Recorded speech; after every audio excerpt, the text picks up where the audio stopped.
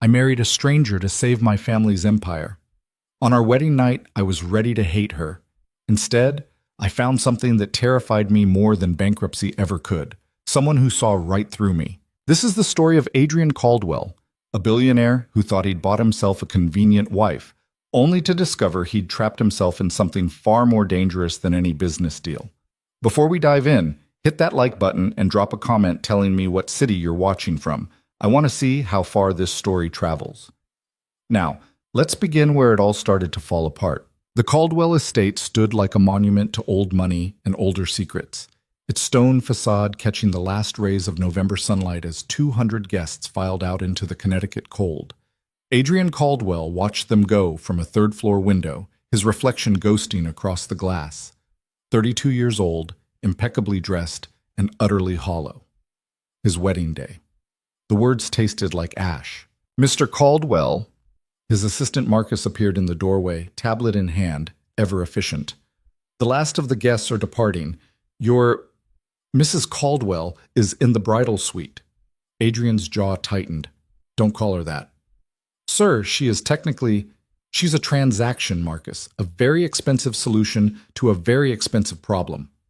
Adrian turned from the window, loosening his tie with sharp movements. Has the final transfer gone through? Yes, sir. The Bennett family debts have been cleared. Your family's shareholders are satisfied. The merger with Whitmore Industries is back on track. Marcus paused. By all accounts, the arrangement is a success. Success. Right. Adrian had saved the Caldwell empire by selling himself into a marriage he'd never wanted, to a woman he'd met exactly twice before today. Once at the contract signing, where she'd barely looked at him. Once at the rehearsal dinner, where she'd sat silent as a ghost while their families toasted to a future built on lies. Clara Bennett. 30 years old, degree in literature from a state school, no social media presence, no scandal, no personality that he could detect, just a desperate family drowning in debt and a daughter willing to be sold to the highest bidder. Will there be anything else, sir? Yeah. Adrian grabbed the decanter of whiskey from his desk, not bothering with a glass. Make sure I'm not disturbed. And Marcus, have my things moved to the East Wing tomorrow. The East Wing? But sir, that's on the opposite side of the house from the bridal suite. I know. Adrian took a long pull from the decanter. This marriage is for show, Marcus. I'm not sharing a bed with a woman who married me for my bank account. Marcus's expression remained professionally neutral, but something flickered in his eyes. Pity, maybe, or judgment. Adrian didn't care which. As you wish, sir. When the door clicked shut, Adrian slumped into his leather chair, the same chair his father had sat in, and his grandfather before that. 3 generations of Caldwell men, each one more emotionally unavailable than the last. His father had died of a heart attack at his desk 10 years ago, still working, still distant, still convinced that money could solve anything. Turned out the old man was right. Money could solve anything. Even Adrian's catastrophic mistake 6 months ago, when he'd trusted the wrong person, made the wrong deal, and nearly destroyed everything his family had built. Enter Clara Bennett and her drowning family. The perfect solution.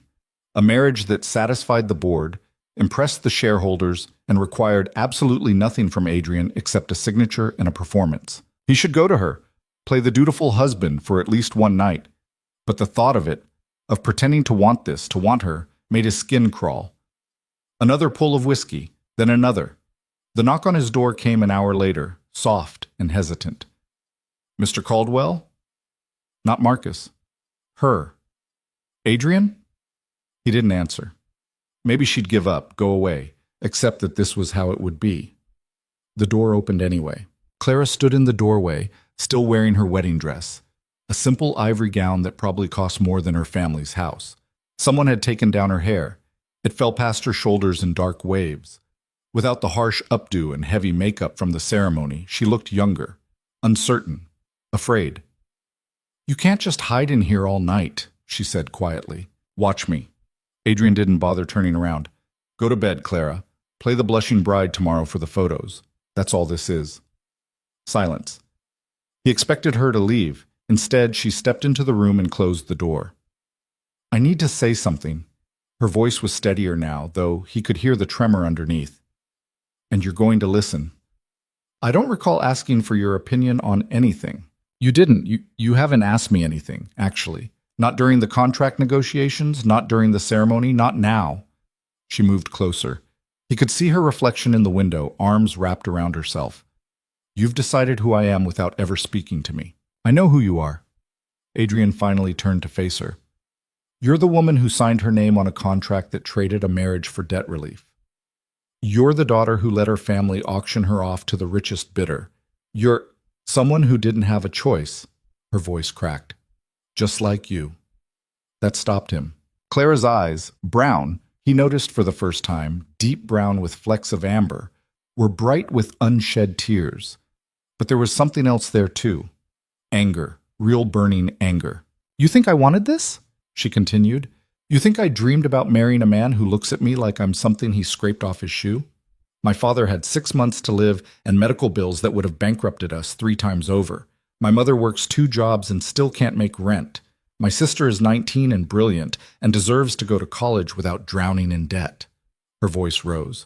So yes, I signed the contract. I smiled for the cameras. I said I do, in front of 200 strangers.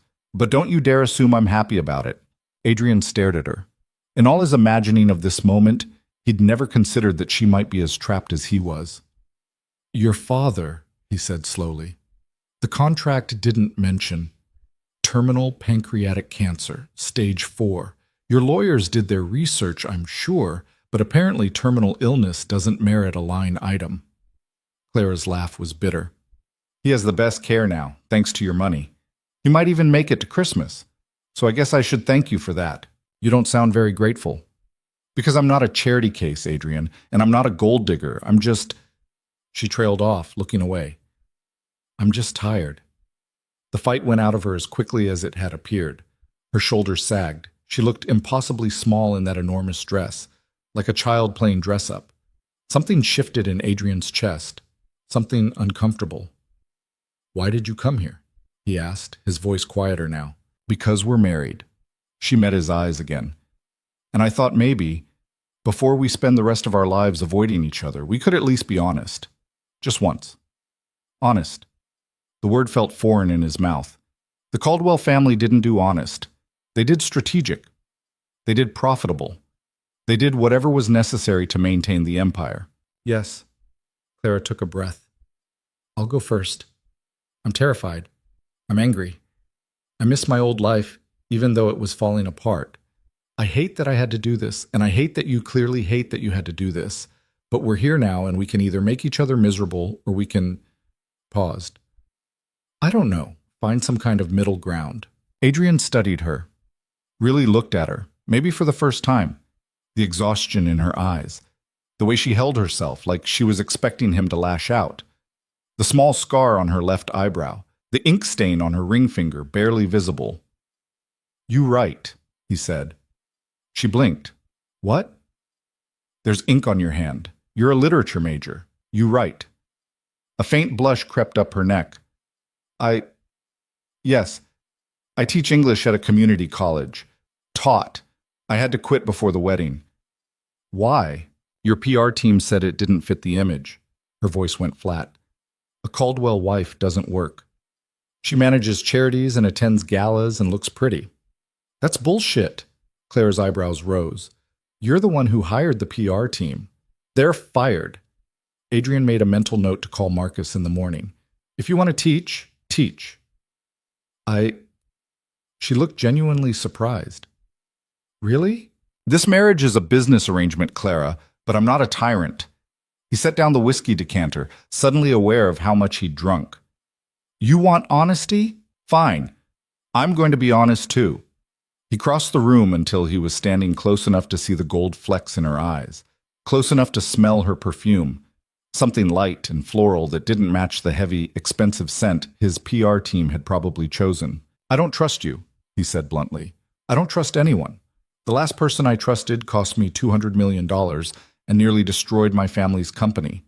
So no, I can't give you romance or affection or whatever you might have hoped for. Claire's expression didn't change. I wasn't expecting romance. Good. Because you won't get it. Adrian stepped back. But I can give you respect. I can give you space. We'll have separate bedrooms, separate lives. In public, we'll play the happy couple.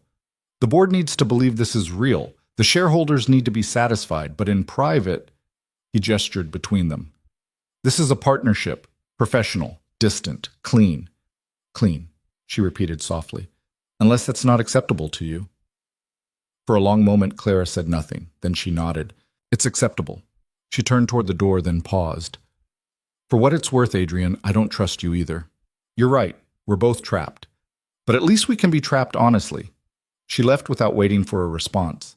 Adrian stood alone in his office, the whiskey burning in his stomach, and wondered why her words felt like a punch to the gut. The next morning came with a headache and the bright, invasive sunlight that only New England in November could produce. Sharp and cold and unforgiving. Adrian found Clara in the breakfast room, dressed in jeans and an oversized sweater, her hair pulled back in a messy knot.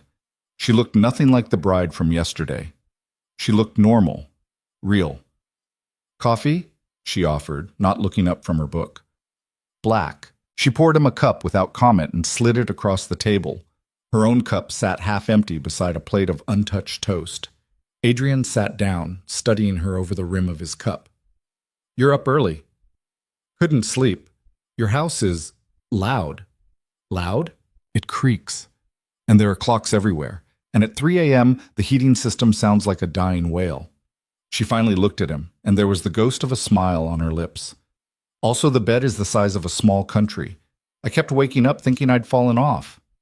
Despite himself, Adrian felt his mouth twitch. The Marie Antoinette suite. My grandmother decorated it. She believed in excess. She succeeded. Clara closed her book. He glimpsed the cover, some worn paperback with a bent spine. I've been thinking about your offer. About teaching. And? I'd like to take you up on it, but not at the community college. I was thinking, she hesitated. There's a literacy program in Hartford. Adults who never learned to read properly. I used to volunteer there before. Everything. I'd like to go back. Adrian frowned. That's not exactly the kind of thing that photographs well for the society pages. I don't care about the society pages. You should. You're a Caldwell now. Everything you do reflects on the family. Her expression shuddered. Right, of course. Forget I mentioned it. I didn't say you couldn't do it. Adrian set down his cup. I said you should care about optics. There's a difference. Clara stared at him. I don't understand you. Join the club. He stood. Do your literacy program. I'll have Marcus arrange security. Security? For tutoring adults how to read? For my wife going into Hartford alone. Non-negotiable. He headed for the door, then stopped. And Clara? Don't make me regret giving you freedom. This family has enough scandals. He left before she could respond, before he could see the hurt flash across her face. In his office, Marcus was waiting with a tablet full of urgent matters. The Whitmore merger needed finalizing. There were 3 board meetings this week, a dinner with the mayor on Friday, a charity gala on Saturday that Adrian was expected to attend with his new bride. About Saturday, Marcus said carefully, perhaps we should hire Mrs. Caldwell, a stylist. Someone to help her with. No. Adrian didn't look up from his emails. She's fine as she is. Sir, the press will be there. Photos will run in every society column from here to Manhattan. Then they'll run photos of my wife looking like herself instead of a dress-up doll. Is that a problem? Marcus wisely chose not to answer. The week passed in a blur of contracts and conference calls. Adrian barely saw Clara except in passing, her heading to the library, him returning from the office at midnight. They exchanged maybe a dozen words, total, professional, distant, clean, exactly what he'd wanted. So why did the house feel emptier than before? Saturday arrived with freezing rain and a black tie gala. Adrian would have given anything to skip. But appearances mattered, and he needed to show the world that his marriage was solid, his life was under control, his company was thriving. He was adjusting his cufflinks when someone knocked on his bedroom door. Come in. Clara entered, and Adrian forgot how to breathe. She wore a deep navy gown that hugged her curves before flowing to the floor, simple and elegant. Her hair was twisted up, a few loose strands framing her face. Minimal jewelry, just the diamond earrings he'd had Marcus purchase as a wedding gift. Your PR team sent this over, she said, gesturing to the dress. I assume it's appropriate? It's... Adrian cleared his throat. Yes, it's fine. You look surprised. I'm not. You are. You're doing that thing with your jaw. She demonstrated, and despite himself, Adrian almost smiled.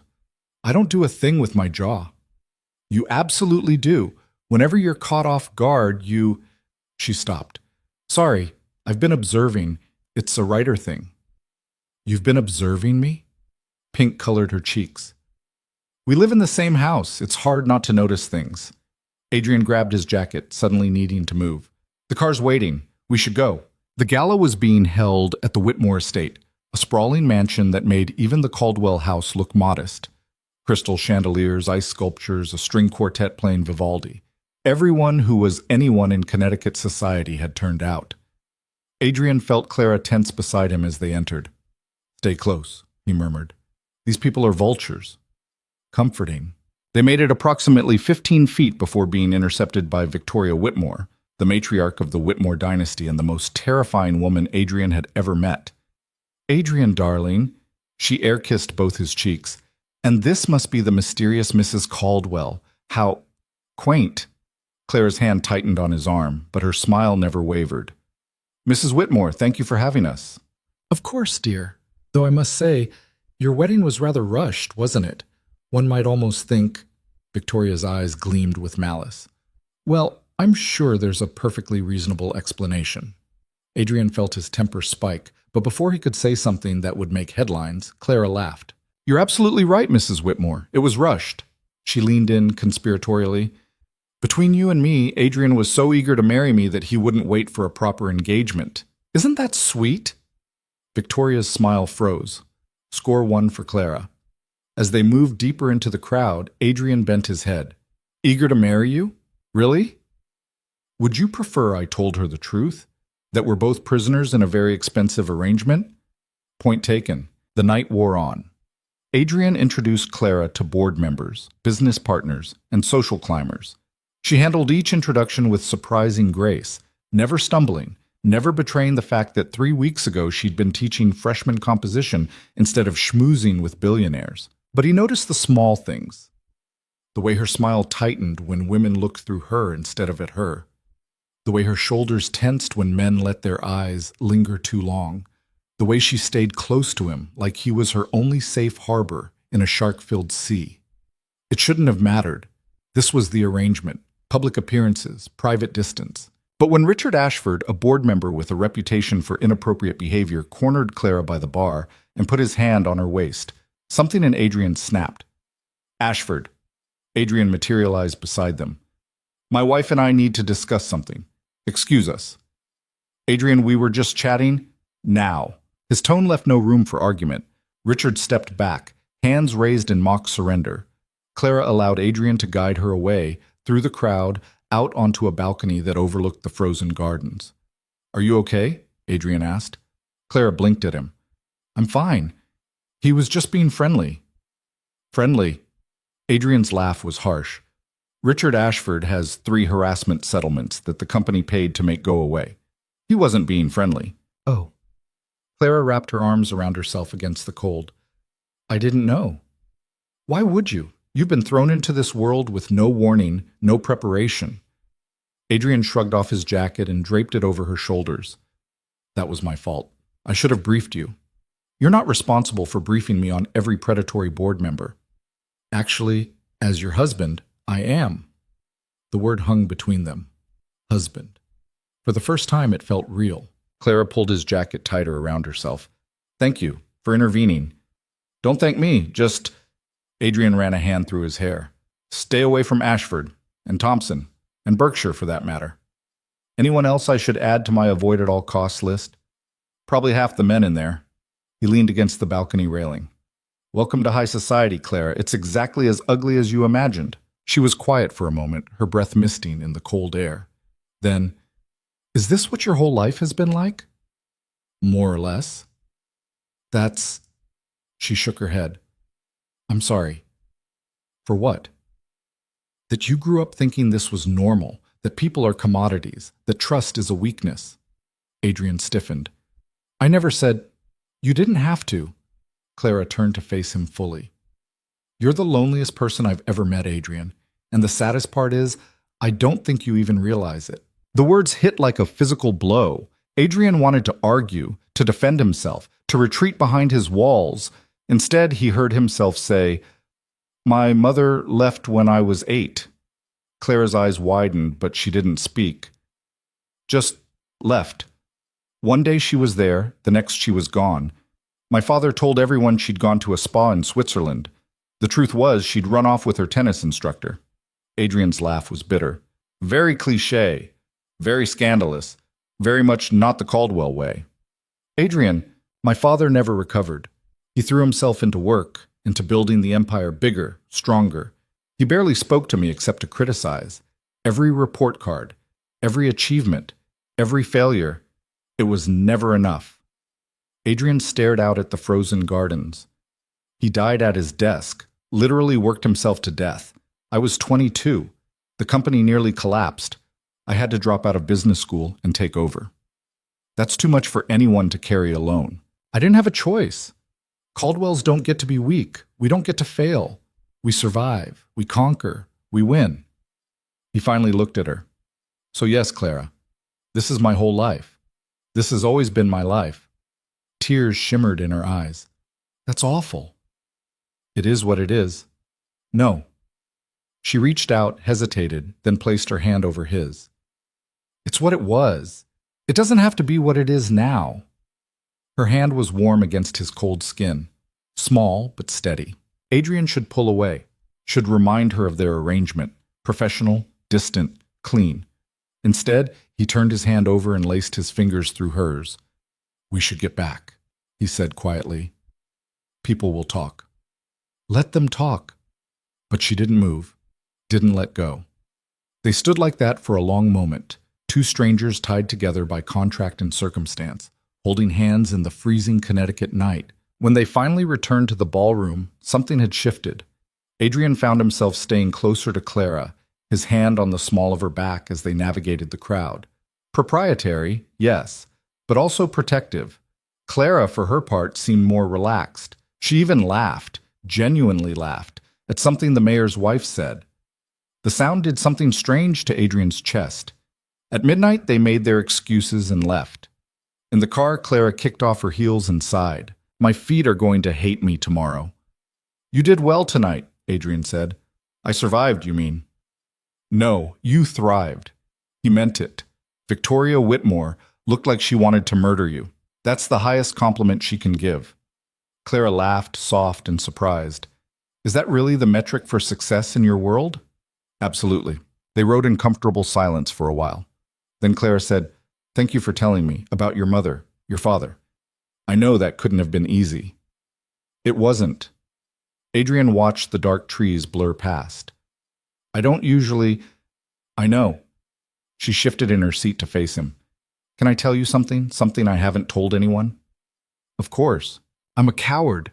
The words came out in a rush. Everyone thinks I'm so brave, sacrificing myself for my family. But the truth is, I was relieved. When your lawyer showed up with the contract, I was relieved. Adrian frowned. I don't understand. I was drowning, Adrian. Working 2 jobs, caring for my dad, trying to keep my mom from falling apart, putting my sister through school. I loved them. I loved them, but I was disappearing. Every day, a little bit more of me just gone. She looked down at her hands. The contract was an escape, a terrible, complicated escape, but still, I got to run away and call it sacrifice. That doesn't make you a coward, doesn't it? No. Adrian surprised himself with his vehemence. It makes you human. Clara's eyes met his, and in the dim light of the car they looked almost gold. Maybe we're both just human, she said softly, trying to survive the best way we know how. Maybe. When they arrived home, Adrian walked Clara to her door, the Marie Antoinette suite that she'd described as loud and excessive. Thank you for tonight, she said, for protecting me, for everything. It's my job, as your husband. Is that all it is? The question was quiet, barely audible. Adrian should say yes, should reinforce the boundaries. Professional, distant, clean. But standing here with her still wearing his jacket, her hair coming loose from its pins, her eyes full of something he couldn't name, he found he couldn't lie. "I don't know," he admitted. Clara smiled, soft and sad. "Good night, Adrian. Good night." He waited until he heard the lock click before heading to his own room on the opposite side of the house. But as he lay in bed, staring at the ceiling, all he could think about was the warmth of her hand in his. All he could think about was how badly he wanted to trust her. All he could think about was how terrified he was that maybe, just maybe, he already did. The days that followed fell into a pattern. Breakfast together, coffee and silence, and the occasional half-smile. Adrian left for the office while Clara went to her literacy program in Hartford.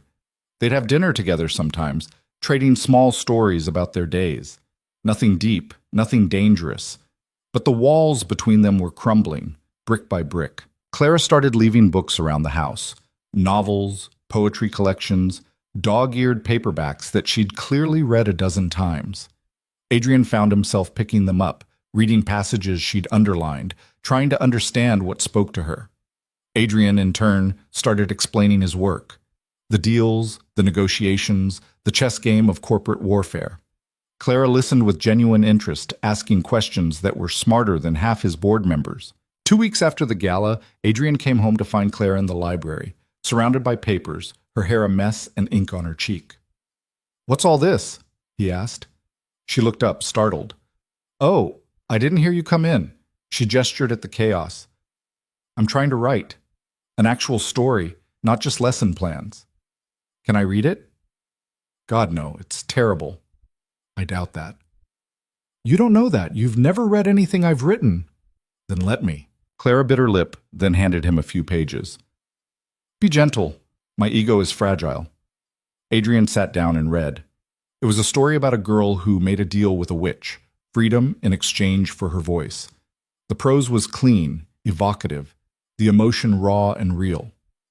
When he finished, he looked up to find Clara watching him nervously. "Well?" she asked. "It's good. Really good." He meant it. "Why does she give up her voice?" "Because sometimes silence feels safer than speaking the truth." Clara took the pages back. Or at least, that's what she thinks at first. "And later?" "Later she realizes that silence is just another kind of cage." Clara met his eyes. She finds her voice again. Eventually. The metaphor wasn't subtle, but Adrian didn't care. "Keep writing," he said. "You're talented." The smile she gave him could have lit the entire house. That night, they had dinner together. Real dinner, not the stiff formal affairs his PR team had arranged. Clara cooked. Something simple, pasta with vegetables, and they ate in the kitchen instead of the dining room. "This is nice," Adrian said. "It's spaghetti, not exactly gourmet." "I meant this. Sitting here, talking." He took a breath. "I like it." Clara's fork paused halfway to her mouth. "You do?" "Yeah." He felt like an idiot, like a teenager admitting a crush. "I know that wasn't part of the arrangement, but I like it too," Clara interrupted. "A lot, actually." They stared at each other across the kitchen table, the space between them charged with something Adrian didn't want to name, something terrifying and exhilarating in equal measure. "Adrian," Clara started, "I think we should—" His phone buzzed. Then again, then it started ringing. "Ignore it," Clara said. He wanted to, but the caller ID showed Marcus, and Marcus never called this late unless it was an emergency. "I have to take this." Adrian stood. "Marcus? What's wrong?" "Sir, we have a problem. I just received a tip from a contact at the Herald. They're planning to run a story tomorrow morning about your marriage." "So? Let them. It's not a secret." "Sir, the story implies that Mrs. Caldwell was pregnant before the wedding, that the marriage was shotgun, not strategic." Adrian's blood ran cold. "That's a lie." "I know, sir, but they have photos. Someone doctored images of Mrs. Caldwell to make her appear several months pregnant. They're convincing enough to run. Kill the story. Threaten them with legal action. Do whatever it takes." "I'm trying, sir, but they're citing freedom of press. The best I can do is delay it by 24 hours. Adrian hung up and turned to find Clara standing in the doorway, her face pale. "What happened?" she asked. He told her, watched her expression crumble. They're saying I'm pregnant? Her voice was barely a whisper. They're saying that I trapped you? It's a lie, Clara. We'll fight it. How? How do you fight a lie when people want to believe it? Tears spilled down her cheeks. This is my worst nightmare. Being painted as exactly what I'm not, a gold digger who got pregnant to secure a rich husband. Adrian crossed the room and pulled her into his arms without thinking. She stiffened, then collapsed against him, sobbing. We'll fix this, he said into her hair. I promise, we'll fix this. But as he held her, feeling her shake with tears, Adrian realized something that terrified him more than any business deal gone wrong, more than any scandal. He wanted to protect her. Not because she was his wife on paper, but because she was Clara. Because somewhere in the past few weeks she'd become important, real, his, and he had no idea what to do with that. The newspaper hit Adrian's desk at 6 the next morning with a dull thud that felt like a death knell. Marcus stood in the doorway, looking like he hadn't slept. I delayed it as long as I could, he said quietly. Adrian didn't respond. He was staring at the headline, at the doctored photo of Clara that made her look 5 months pregnant, at the ugly speculation masquerading as journalism. Caldwell marriage, love or leverage. Sources close to the family suggest rushed wedding may have been prompted by unexpected pregnancy.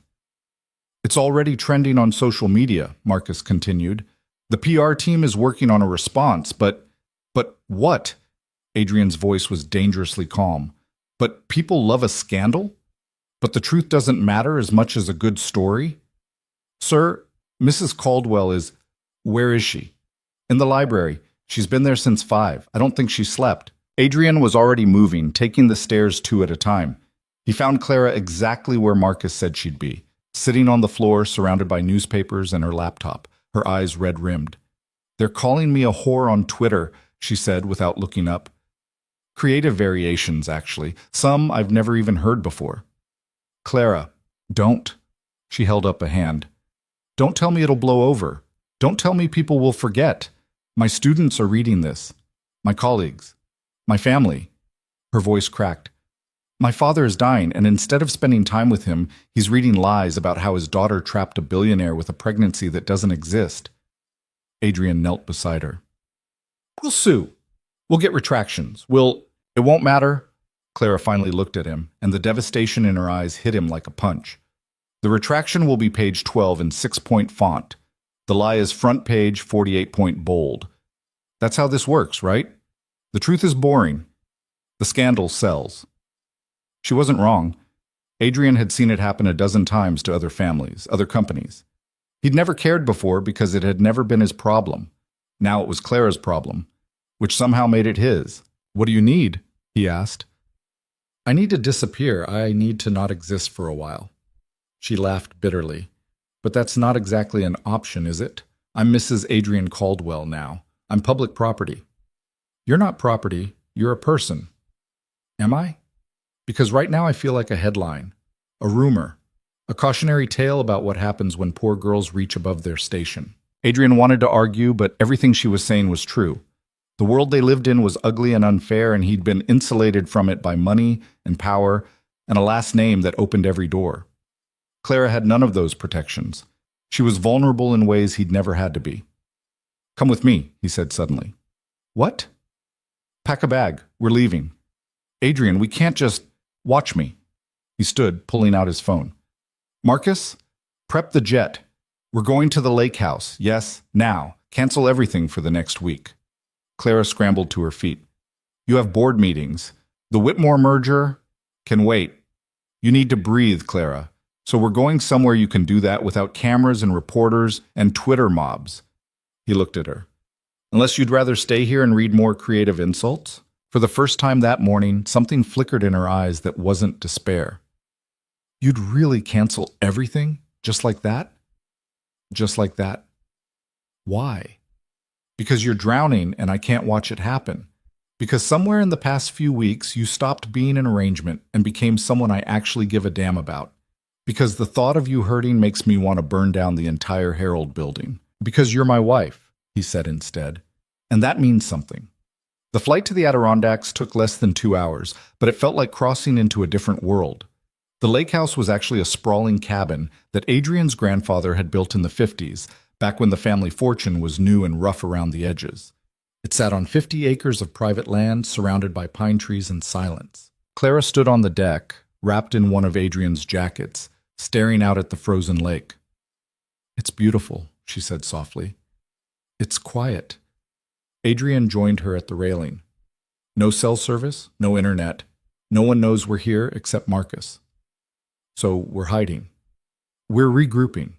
He paused. "There's a difference." Clara turned to face him. "Is there?" "Because it feels like running away." "Good. Run. You've spent your entire life doing what everyone else needed. Take a week to be selfish." "I don't know how to be selfish." "Then I'll teach you." Adrian opened the door. "Come on, let me show you around before it gets dark." The cabin was rustic but comfortable. Wood beams, stone fireplace, furniture that had seen better decades.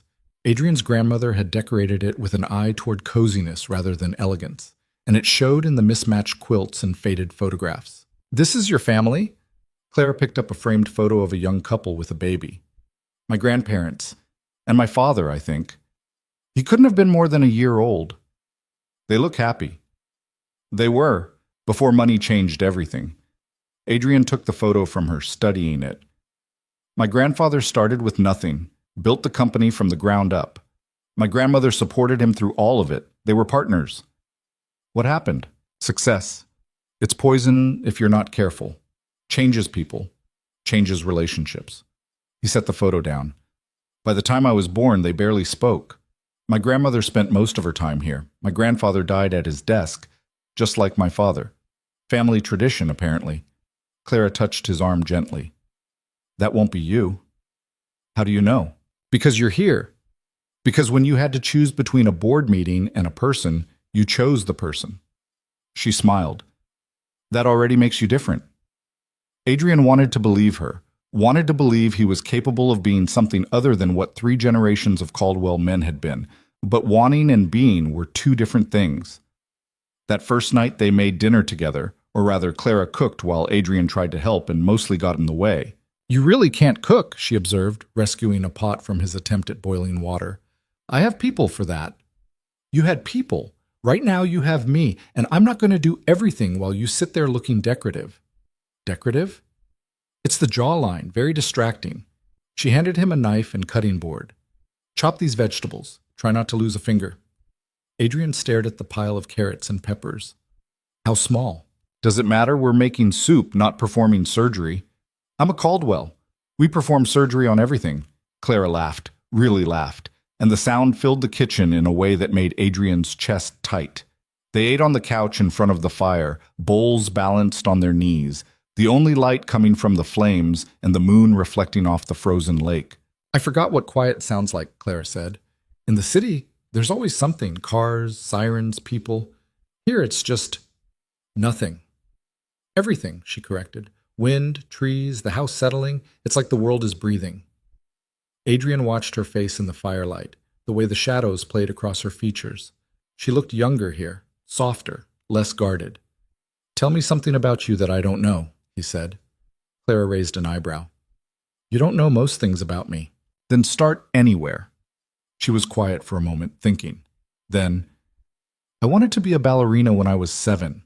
Took classes for exactly 3 months before I realized I was terrible at it." "Terrible how?" "Terrible like I fell off the stage during the recital and knocked over 2 other girls terrible. My mother was mortified. I was banned from dance forever." She grinned at the memory. "What about you? What did little Adrian Caldwell want to be?" "An astronaut." Clara nearly choked on her soup. "You're joking." "I'm not. I was obsessed with space. Had glow-in-the-dark stars all over my ceiling, posters of the solar system, the whole thing." "What happened?" "My father told me astronauts don't build empires. They work for people who build empires." Adrian's voice was flat. "I was 8. That was the end of space exploration." Clara set down her bowl and shifted closer to him on the couch. Not touching, but close enough that he could feel her warmth. "That's sad," she said quietly. "It's practical." "It's sad," she insisted. You were a kid with a dream, and someone crushed it. Welcome to being a Caldwell. Stop doing that. Doing what? Acting like being born into money means you're not allowed to have feelings. You're allowed to be hurt, Adrian. You're allowed to be angry that your childhood sucked. I had everything most people dream of, except parents who loved you, except the freedom to be yourself. Clara turned to face him fully. Money doesn't fix everything. Sometimes it just builds prettier cages. The words hit too close to home. Adrian looked away, jaw tight. Clara sighed. I'm sorry. I'm pushing. No, you're right. You're always right. It's annoying. That surprised a laugh out of her. I'm not always right. I married you, didn't I? Ouch. I didn't mean... I know what you meant. Adrian stood, grabbing their bowls. And you're not wrong. This whole arrangement is insane. Adrian, we should try to get some sleep. It's late. He escaped to the kitchen before she could respond, before he could say something stupid like, I'm glad you married me, or you're the best thing that's happened to me in years, or I have no idea what I'm doing, but I don't want you to leave. Behind him, he heard Clara moving around, banking the fire, turning off lights. The cabin had 3 bedrooms, all on the 2nd floor. They'd have space, distance. The arrangement could stay intact even here. Professional, distant, clean. Except Adrian didn't want distance anymore. Didn't want clean. He wanted Clara in the kitchen making fun of his cooking skills. He wanted her curled up on the couch telling stories about failed ballet recitals. He wanted her looking at him like he was more than a bank account or a last name. He wanted impossible things. When he came upstairs, Clara was standing in the hallway between 2 of the bedrooms, looking uncertain. I wasn't sure which room you wanted me to take, she said. Whichever you want, they're all the same. Okay. She headed for the one on the left, then paused. Adrian, thank you for bringing me here, for giving me space to breathe. Don't thank me. I'm being selfish. How is this selfish? Because I couldn't stand watching you hurt. Because I needed you away from the cameras and the lies so I could figure out what the hell I'm feeling. Because every time you smile at me, I feel like I'm standing on the edge of a cliff. Good night, Clara, he said instead. She looked like she wanted to say something else, but finally just nodded. Good night. Adrian lay awake for hours, listening to the house settle, to the wind in the trees, to the silence that Clara said sounded like breathing. And he wondered when exactly he'd started falling for his own wife. The next 3 days fell into an easy rhythm. They woke late, made breakfast together, spent the afternoons exploring the property or reading by the fire. No agenda, no schedule, no performance. Just 2 people learning to exist in the same space without armor. On the 3rd morning, Adrian came downstairs to find Clara standing in front of his grandmother's bookshelf, running her fingers over the spines. Your grandmother had good taste, she said without turning around. Steinbeck, Hemingway, Fitzgerald, all first editions too. She was a collector. Said books were the only honest thing in the world. Smart woman. Clara pulled out The Great Gatsby, flipped it open to a dog-eared page. Oh, she underlined passages. Look. So we beat on, boats against the current, borne back ceaselessly into the past. Cheerful? Honest. Clara ran her finger over the words. That's what your grandmother said, right? Books are honest. Gatsby understood that we're all trying to escape our past, but it's always pulling us back. Adrian moved to stand beside her. Is that what you're doing? Trying to escape your past? Aren't we all? She closed the book carefully. You're running from a father who never loved you right.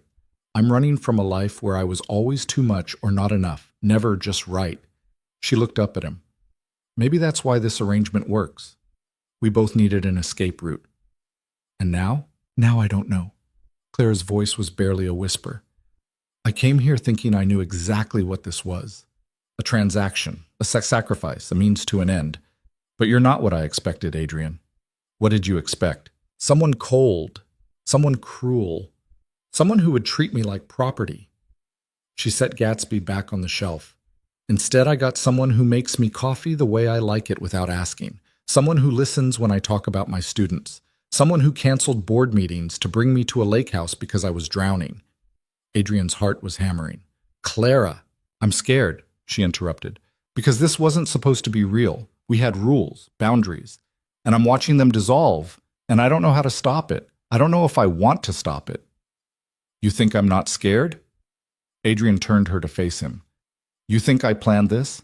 I spent 6 months building walls specifically to keep people out, and then you walked in and dismantled every single one without even trying. I didn't mean to. I know. That's what makes it worse. You're not trying to manipulate me. You're not playing games. You're just you. And I don't know what to do with that. They stood inches apart, the space between them charged with everything they weren't saying. What do you want to do with it? Clara asked softly. Adrian knew what he should say, should reinforce the boundaries, should remind them both that this was an arrangement, nothing more. Instead, he cupped her face in his hands and kissed her. Clara made a small sound of surprise, then melted into him. Her hands fisted in his shirt, pulling him closer, and Adrian forgot how to think, forgot about contracts and arrangements and all the reasons this was a terrible idea. All he knew was that she tasted like coffee and possibility, and he never wanted to stop. When they finally broke apart, both breathing hard, Clara pressed her forehead to his. We can't, she whispered. I know. This complicates everything. I know. Adrian, he kissed her again, softer this time. I know all the reasons we shouldn't do this, Clara. I've been listing them in my head for weeks, but I don't care anymore. You should care. We both should. But her hands were still fisted in his shirt, keeping him close. Tell me you don't feel this, Adrian said. Tell me I'm alone in this, and I'll walk away right now. I'll go back to separate bedrooms and polite distance and pretending you're just a business arrangement. Clara's eyes searched his face. I can't. Can't tell me or can't pretend? Both. She kissed him this time, fierce and desperate. I can't pretend anymore, Adrian. I tried. I really tried.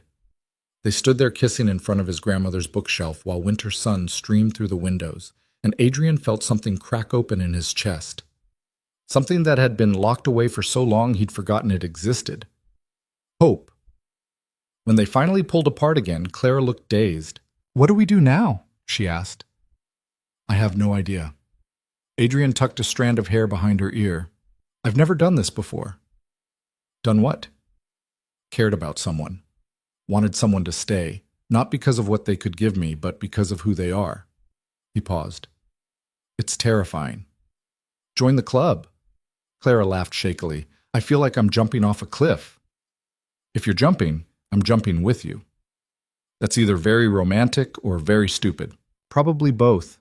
Adrian pulled her close, breathing in the scent of her shampoo. Clara, I need you to understand something. I'm going to mess this up. I'm going to say the wrong thing and push you away when I get scared and probably hurt you without meaning to. I know. And you're still willing to try? She looked up at him, and there was vulnerability in her eyes, but also strength. I've spent my whole life playing it safe, Adrian, being what everyone needed me to be. For once, I want to be selfish. I want to choose something just because I want it. And you want this? You want me? Terrifyingly, yes. Adrian kissed her forehead. Then we'll figure it out, together. They spent the rest of the day in a weird kind of limbo. Not quite the strangers they'd been, not yet whatever they were becoming. They cooked lunch together, Adrian's attempts at chopping vegetables slightly less disastrous than before. They walked around the frozen lake. Clara bundled in 3 of his sweaters because she refused to admit she was cold. They sat by the fire reading, their legs tangled together on the couch in a way that felt both natural and new. That night, Clara fell asleep on Adrian's shoulder while he was reading aloud from one of his grandmother's books. He watched her sleep, her face peaceful in a way he'd never seen before, and felt the full weight of what he was risking. If this fell apart, it wouldn't just be a failed business arrangement. It would be the loss of something real, something precious. The thought should have terrified him. Instead, it felt like the first honest thing he'd felt in years. On their 5th day at the lake house, Clara's phone rang. They'd driven into the nearest town for supplies, and cell service had finally kicked in. It's my mother, Clara said, looking at the screen with dread. You don't have to answer. I do. She's probably seen the news. Clara took a breath and answered. Hi, Mom. Adrian could hear the tinny sound of her mother's voice, rapid and anxious. Clara's expression went from apprehensive to stricken. When? She asked. How bad? Adrian pulled the car over. Clara was gripping the phone so hard her knuckles were white. Okay, I'm coming. I'll be there as soon as I can. She hung up and turned to Adrian, her eyes bright with tears. My father, he had a fall. They think he might have broken his hip, but they can't do surgery because of the cancer. He's asking for me. We'll go now. Adrian was already turning the car around. I'll call Marcus, have him prep the jet. Adrian, you don't have to, He's your father, Clara. Of course I'm coming. The flight back to Connecticut felt endless. Clara sat rigid in her seat, staring out the window, her hands twisted together in her lap. Adrian held one of them, offering the only comfort he knew how to give: presence. When they landed, Marcus had a car waiting. The drive to the hospital was silent except for Clara's occasional shaky breaths. What if I'm too late? She whispered. You're not. You don't know that. I know you're here now. That's what matters. The hospital smelled like antiseptic and fear. Clara's mother met them in the waiting room, a small, worn woman who looked like she'd aged 10 years in the past month. Clara, she pulled her daughter into a fierce hug. You came. Of course I came, Mama. How is he? Stable. In pain. They have him on morphine, but he's been asking for you. Her mother finally seemed to notice Adrian standing awkwardly behind them. Mr. Caldwell, I didn't expect... Please, call me Adrian. He shook her hand. Is there anything you need? Anything I can do? Clara's mother looked between them, something shifting in her expression. You really care about my daughter, don't you? The question caught Adrian off guard. He glanced at Clara, who was watching him with those brown eyes that saw too much. Yes, he said simply. I do. Clara's mother nodded slowly. Good. She deserves that. She spent too long taking care of everyone else. She turned back to Clara. He's in room 347. He's been waiting for you. Clara squeezed Adrian's hand once, then headed down the hallway alone. Adrian watched her go, fighting the urge to follow. She's stronger than she looks, Clara's mother said quietly. I know. But she's not invincible. My daughter has spent her whole life carrying weight that wasn't hers to carry. The older woman fixed him with a sharp look. I read the papers, Mr. Caldwell. Adrian, I know what they're saying about her. It's all lies. I know. But lies hurt just as much as truth when enough people believe them. She paused. Are you going to protect her from that? Or are you going to let her drown because it's easier than fighting? Adrian met her eyes steadily. I'm going to fight. For her. With her. Whatever it takes. Good. Clara's mother's expression softened slightly. My husband and I thought we were doing the right thing, accepting your proposal, securing Clara's future, making sure she'd be taken care of. But what I saw on that wedding day was a girl who looked terrified and a man who looked angry. I thought we'd made a terrible mistake. You didn't. No? She studied him. What's changed? Everything. The walls I built, the person I thought I was, the future I thought I wanted. I have, Adrian said. Clara's mother smiled, really smiled, for the first time. Then maybe this arrangement wasn't a mistake after all, for either of you. Clara emerged from her father's room an hour later, her eyes red but calmer. Adrian stood immediately. How is he? Tired, in pain, but he's okay. For now. She walked straight into Adrian's arms, and he held her tight. Thank you for bringing me here. You don't have to thank me. I do. You keep showing up, Adrian, even when you don't have to. I want to be here. Clara pulled back to look at him. Why? Because you matter. Because somewhere between coffee and conversations and kisses in front of old bookshelves, you became the most important thing in my life. Because you're not alone in this, he said instead. Not anymore. They stayed at the hospital until visiting hours ended. Adrian called Marcus to arrange for a suite at a nearby hotel. Clara refused to leave her father overnight. In the hotel room, Clara stood at the window looking out at the city lights. I hate hospitals, she said quietly. Adrian came to stand behind her, not quite touching. Most people do. When I was 12, my grandmother died in a hospital. Cancer, like my dad. I remember the smell, antiseptic trying to cover up something dying. I remember the sounds, machines beeping, people crying, nurses rushing around pretending everything was fine when it wasn't. Clara, He's dying, Adrian. Her voice broke. The surgery would have given him maybe 6 more months. Without it, maybe 2. And I'm standing here wondering if I should have said no to your contract, if I should have let my family drown so I could spend every single day with him instead of playing dress up at galas and pretending to be someone I'm not. Adrian turned her around gently. You gave him the best care available. You gave your family stability. You didn't do anything wrong. Didn't I? I sold myself for money. How is that different from— Stop. Adrian's voice was sharp. Don't finish that sentence. You made an impossible choice in an impossible situation. You did what you had to do to protect the people you love. That's not shameful. It's brave. I don't feel brave. You are, anyway. He wiped a tear from her cheek. And for what it's worth, I'm grateful. For what? That you said yes. That you signed the contract. That you gave me a chance to know you. Adrian paused. You saved my company, Clara. But you also saved me. From turning into my father. From dying alone at a desk somewhere, convinced money was the only thing that mattered. Clara's hands came up to frame his face. What are we doing, Adrian? I don't know. But I don't want to stop. She kissed him softly. Me neither. They stood like that for a long moment, holding each other while the city hummed below. And somewhere in a hospital her father fought for every breath. And Adrian realized that this messy, complicated, terrifying thing growing between them was the most real thing he'd ever experienced. Whatever happened next, he was in, completely, even if it destroyed him. The weeks that followed became a strange kind of beautiful.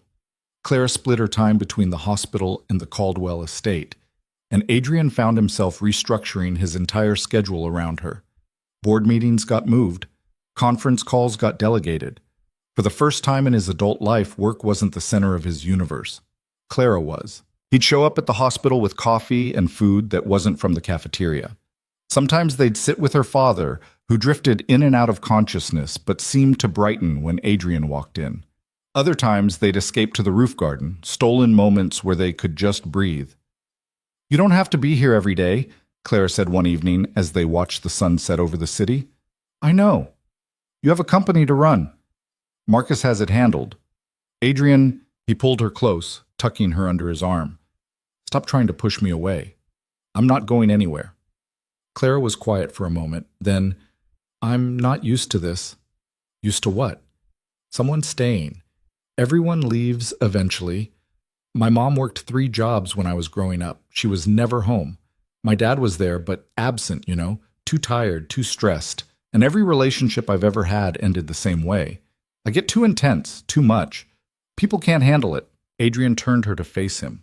I'm not people, and you're not too much. You say that now. I'll say it in a year, in 10 years, however long it takes for you to believe me. He kissed her forehead. You're stuck with me, Clara. Get used to it. She buried her face in his chest, and he felt her shoulders shake. When she pulled back, she was crying. I'm falling in love with you, she whispered. And it terrifies me. Adrian's heart stopped. Started again. Raced. Yeah? His voice came out rough. Yeah. She laughed through her tears. Stupid, right? We've been married less than 2 months. This was supposed to be an arrangement, a transaction. And instead, He kissed her, long and deep and with everything he couldn't put into words. When they broke apart, Clara was breathless. I'm falling too, Adrian said, in case that wasn't clear. It was pretty clear. They stood on that roof garden as the sun disappeared and the city lights flickered on, and Adrian felt something shift, something permanent. This wasn't an arrangement anymore. This was real. And real was so much more dangerous. 3 weeks later, Clara's father passed away peacefully in his sleep. Clara was holding his hand when it happened, and Adrian was holding hers. The funeral was small and quiet, just family and close friends. Adrian stood beside Clara as she delivered a eulogy that had half the attendees in tears, her voice steady even as her hand shook. Afterward, at the reception, Clara's mother pulled Adrian aside. Thank you, she said, for being there for her, for being there for all of us. I wish I could have done more. You did enough, more than enough. She paused. My husband liked you, told me the day before he died that Clara had chosen well. She didn't choose me. I was chosen for her. Maybe that's how it started, but that's not how it is now, is it? Clara's mother smiled sadly. I see the way you look at her, the way she looks at you. Whatever this started as, it's become something else. Adrian didn't deny it. Couldn't. That night back at the estate, Clara fell apart. All the strength she'd shown at the funeral crumbled, and she sobbed in Adrian's arms for hours. He held her through it, murmuring nonsense comfort, stroking her hair, being present in the only way he knew how. I'm sorry, she gasped eventually. I'm getting your shirt all wet. I don't care about the shirt. He was supposed to have more time. The doctors said, I know, sweetheart, I know. I wasn't ready. I'm not ready. You're never ready. That's the thing about losing people. There's no good time. Adrian tilted her face up. But you're going to survive this. You're going to hurt and grieve and fall apart. And then you're going to put yourself back together. Because that's what you do. How do you know? Because I've watched you do it every single day since I met you. Clara kissed him desperately, like she was trying to lose herself in him. Adrian kissed her back, tasting salt and grief and need. Stay with me tonight, she whispered against his mouth. Please, I don't want to be alone. Clara, you're vulnerable right now. I don't want to take advantage. You're not. I'm asking. I need you, Adrian. I need to feel something other than this hollow ache. Please. He should say no. Should be the responsible one. Should protect her from making decisions she might regret. But she was looking at him like he was the only solid thing in a world that had gone liquid and unstable, and Adrian had never been good at denying her anything. Okay, he said quietly. Okay. They went to her room, the Marie Antoinette suite that she'd once complained was too big. Adrian helped her out of her black dress, his hands gentle and careful. She stood in front of him in just her slip, vulnerable and beautiful and wrecked. I love you, she said. I know it's too soon and too fast and too everything, but I love you, and I need you to know that before Adrian kissed her, cutting off the words. I love you too. Clara's eyes widened. You do? Terrifyingly, completely, inconveniently. He brushed her hair back. I tried not to, spent weeks fighting it, but you're impossible not to love, Clara. She kissed him again, deeper this time, pulling him toward the bed. They fell together in a tangle of limbs and whispered words, and for the first time since they'd said their vows, the marriage felt consecrated. Afterward, Clara lay with her head on Adrian's chest, his arms wrapped around her. Thank you, she murmured. For what? For loving me, for staying, for being exactly what I needed even when I didn't know I needed it. Adrian kissed the top of her head. Always. They fell asleep like that, tangled together, and for a few hours the world felt right. Morning came too soon. Adrian woke to find Clara already up, sitting at the window seat with her knees pulled to her chest. Hey, he said softly. You okay? I don't know. She didn't look at him. Last night was a mistake? His stomach dropped. No, the opposite. She finally turned to face him. Last night was perfect, and I'm terrified of what that means. Adrian climbed out of bed and went to sit beside her.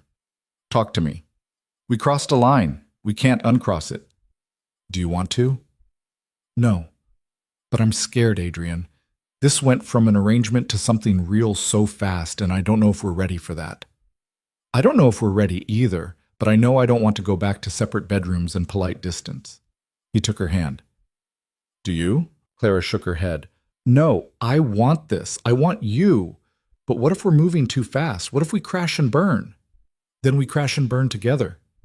Adrian pulled her into his lap. I'm not going anywhere, Clara. You're stuck with me. She wrapped her arms around his neck. Promise? Promise. 2 weeks later, Clara missed her period. At first, she didn't mention it. Stress could cause delays, and she'd been through hell with her father's death. But when the second week passed and nothing happened, panic set in. She bought 3 pregnancy tests from 3 different drugstores, using cash so there'd be no credit card trail. Took them all in a bathroom at the public library because she couldn't risk anyone at the estate finding out. All 3 came back positive. Clara sat on that bathroom floor, staring at 3 pink lines, and tried to remember how to breathe. Pregnant. She was pregnant with Adrian's child, The child they'd conceived the night of her father's funeral, when grief and love had blurred together into something desperate and necessary. She should be happy. They loved each other. They were married. A baby should be a blessing. But all Clara could think about was the prenup she'd signed. The clause that said if the marriage ended in the first 5 years, she left with nothing. The way society would look at this pregnancy and see exactly what that newspaper had accused her of. A gold digger who'd trapped a billionaire. And Adrian. What would Adrian think? Would he believe this was real, or would his old fears come roaring back? Would he think she'd planned this, manipulated him? Clara made it home somehow, the positive tests hidden in her purse like contraband. She found Adrian in his office, buried in paperwork. "Hey," he said, looking up with a smile that made her heart ache. "How was your day?" "Fine. Good. I need to tell you something." Something in her voice must have alarmed him because he immediately set down his pen. "What's wrong?" "Nothing's wrong. Maybe. I don't know." Claire was babbling and couldn't stop. "I need you to listen and not interrupt, and please don't hate me." Adrian was around the desk in seconds, his hands on her shoulders. "Clara, you're scaring me. What happened?" She pulled out the pregnancy tests and handed them to him. Adrian stared at them for a long moment. Then he looked up at her, his expression unreadable. "You're pregnant," he said flatly. "Yes." "How long have you known?" "About an hour." He was still staring at the tests like they might bite him. "And you're sure?" "3 tests, Adrian, all positive." "Right. Okay." He set the tests down carefully on his desk. "Okay." Clara's panic was rising. "Say something. Anything other than okay." "What do you want me to say?" "That you're happy, that you're scared, that you're angry. Something real, Adrian, not this blank wall." "I don't know what I am." He ran a hand through his hair. "I need a minute to process." "Take all the minutes you need." Clara headed for the door. "Where are you going?" "To give you space. Isn't that what you just asked for?" She left before he could respond, before he could see the tears starting to fall. In her room, Clara curled up on the bed and let herself cry. She'd known this might be difficult, but she'd hoped, stupidly, foolishly hoped, that Adrian would be happy, that he'd pull her into his arms and tell her everything would be okay. Instead, he'd looked at those tests like they were evidence of a crime. A knock came at her door an hour later. "Clara, can I come in?" She didn't answer, but she didn't tell him to leave either. Adrian entered quietly, closing the door behind him. "I'm sorry," he said. "I handled that badly." "You think?" "I was in shock. I didn't expect—" He sat on the edge of the bed. "A baby, Clara. We're going to have a baby." "I know. I was there when it happened. Are you happy about it?" His voice was careful. Clara sat up, wiping her eyes. "I don't know what I am. Terrified, excited, worried about what people will say, worried about what you're thinking." "What I'm thinking," Adrian said slowly, "is that I'm the luckiest man alive." Clara's breath caught. "What?" "You're carrying my child. Our child. That's—" He shook his head, and when he looked at her, his eyes were bright. "That's everything, Clara." "You're not angry?" "Why would I be angry?" "Because of the prenup. Because people will say I did this on purpose. Because—" Adrian pulled her into his lap, cutting off her words. "I don't care about the prenup. I don't care what people say. All I care about is you and this baby." "Adrian, I love you," he said fiercely. "I love you, and I want this family. I want everything with you." Clara kissed him, tasting salt and relief and joy. "I love you too, so much it scares me." "Good. Be scared with me." He placed his hand on her still flat stomach. "We're going to do this together." For the first time since seeing those pink lines, Clara let herself hope. They decided to wait to tell anyone until after the first trimester. Too many things could go wrong, and Clara didn't want to deal with public speculation on top of private fear. But keeping the secret turned out to be harder than expected. Morning sickness hit with a vengeance, and Clara spent most of her mornings hugging the toilet while Adrian held her hair back. "This is disgusting," she moaned after a particularly bad episode. "This is pregnancy." "I hate pregnancy." "You're 2 weeks in. You've got 7 more months of this." Clara groaned. "Kill me now." Adrian laughed and helped her to her feet. "Come on, let's get you some crackers." They fell into a new routine. Adrian working from home more often so he could be there when Clara needed him. Clara trying to eat bland food and failing miserably. Both of them reading pregnancy books and panicking over every symptom. It says here that babies can hear starting at 18 weeks, Clara read one night. Should we be playing music? We're at 8 weeks. Preparation is key. You're insane. You love me anyway. Unfortunately, Clara threw a pillow at him, and Adrian caught it, laughing. These moments, domestic and silly and real, were what Clara held on to when the fear crept in. Because the fear was always there. Fear that something would go wrong with the pregnancy. Fear that the media would find out. Fear that someone from Adrian's past would resurface and destroy everything they'd built. The last fear turned out to be prescient. It started with a phone call. Adrian's assistant, Marcus, sounding strained. Sir, we have a situation. Adrian put the call on speaker. He and Clara were having breakfast, and she was finally keeping food down. What kind of situation? A woman named Diane Morrison is claiming she has evidence of financial impropriety in your dealings with the Whitmore merger. Adrian went still. Diane. Clara looked up sharply. Who's Diane? Someone I used to know. Adrian's voice was tight. What kind of evidence, Marcus? She's claiming you used insider information to manipulate stock prices. She has documents, emails, financial records. It's all fabricated, of course, but it looks convincing, Adrian finished. Where is she now? She's scheduled a press conference for tomorrow morning. Sir, if this goes public, it won't. I'll handle it. Adrian hung up and immediately started typing on his laptop. Adrian, Clara's voice was small. Who is Diane Morrison? He didn't look up from his screen. Someone I was involved with about a year ago. Involved how? We dated, briefly. I ended it when I realized she was more interested in my bank account than me. And now she's trying to blackmail you? Looks like it. Adrian's jaw was tight. She must have found out about the pregnancy somehow, probably figured we'd pay anything to keep this quiet. Clara felt sick, and it had nothing to do with morning sickness. What are we going to do? I'm going to call my lawyers, have them bury her in so much legal action she won't know which way is up. Adrian, she's not going to destroy this, Clara. I won't let her. But over the next few days, things got worse. Diane didn't just have fabricated financial records. She had photos, dozens of them, showing Adrian and her together at restaurants, hotels, social events. And someone, Diane presumably, had been very clever with Photoshop, because mixed in with the real photos were doctored ones. Adrian with his arm around Diane at what looked like a recent gala. Adrian kissing her in what was supposedly the Caldwell Estate Library.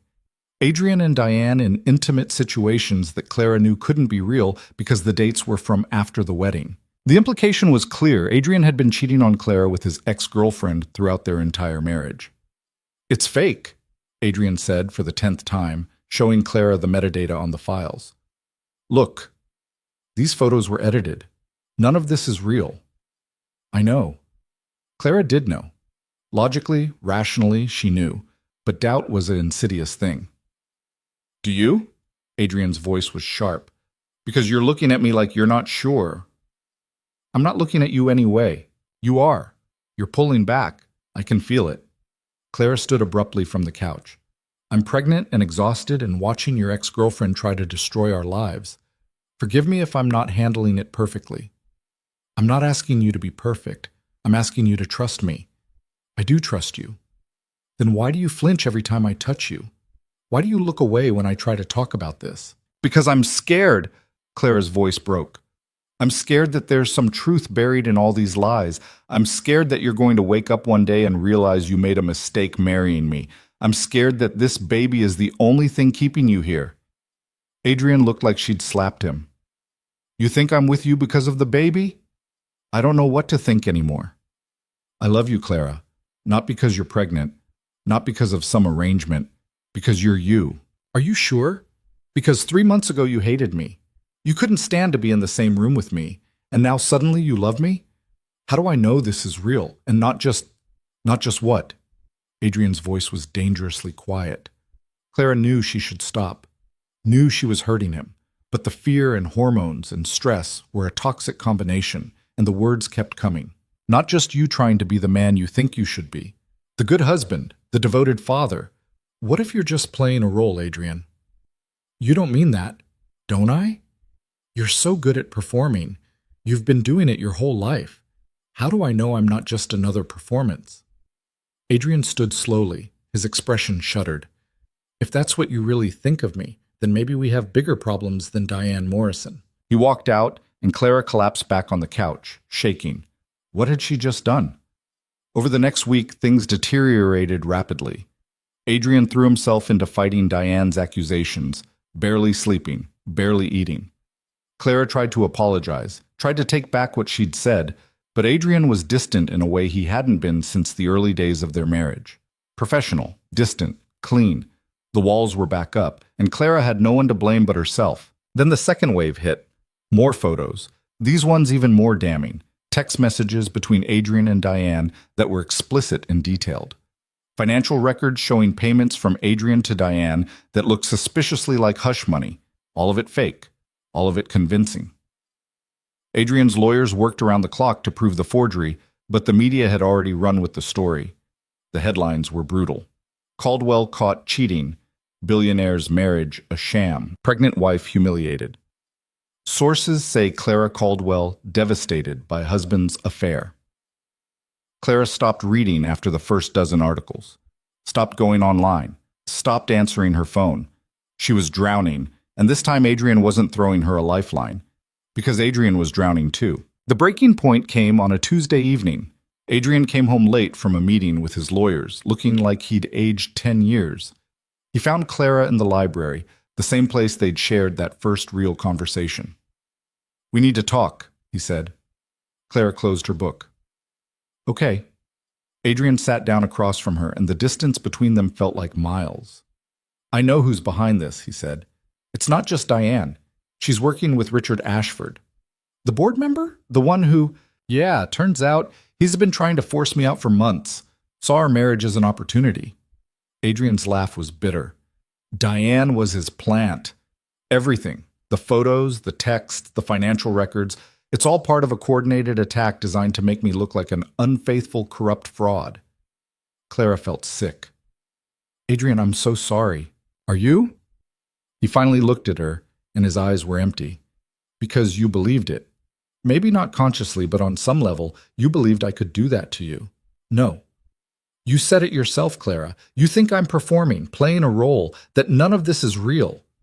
I was scared and hormonal, and I said things I didn't mean." "Did you?" Adrian leaned forward. "Because I've been thinking about what you said. And maybe you're right. Maybe I don't know how to be real. Maybe everything I do is a performance because I was never taught how to be anything else." "Adrian, please, is the baby even mine?" The question hit like a physical blow. Clara stared at him, unable to breathe. "What? You heard me." Adrian's voice was cold.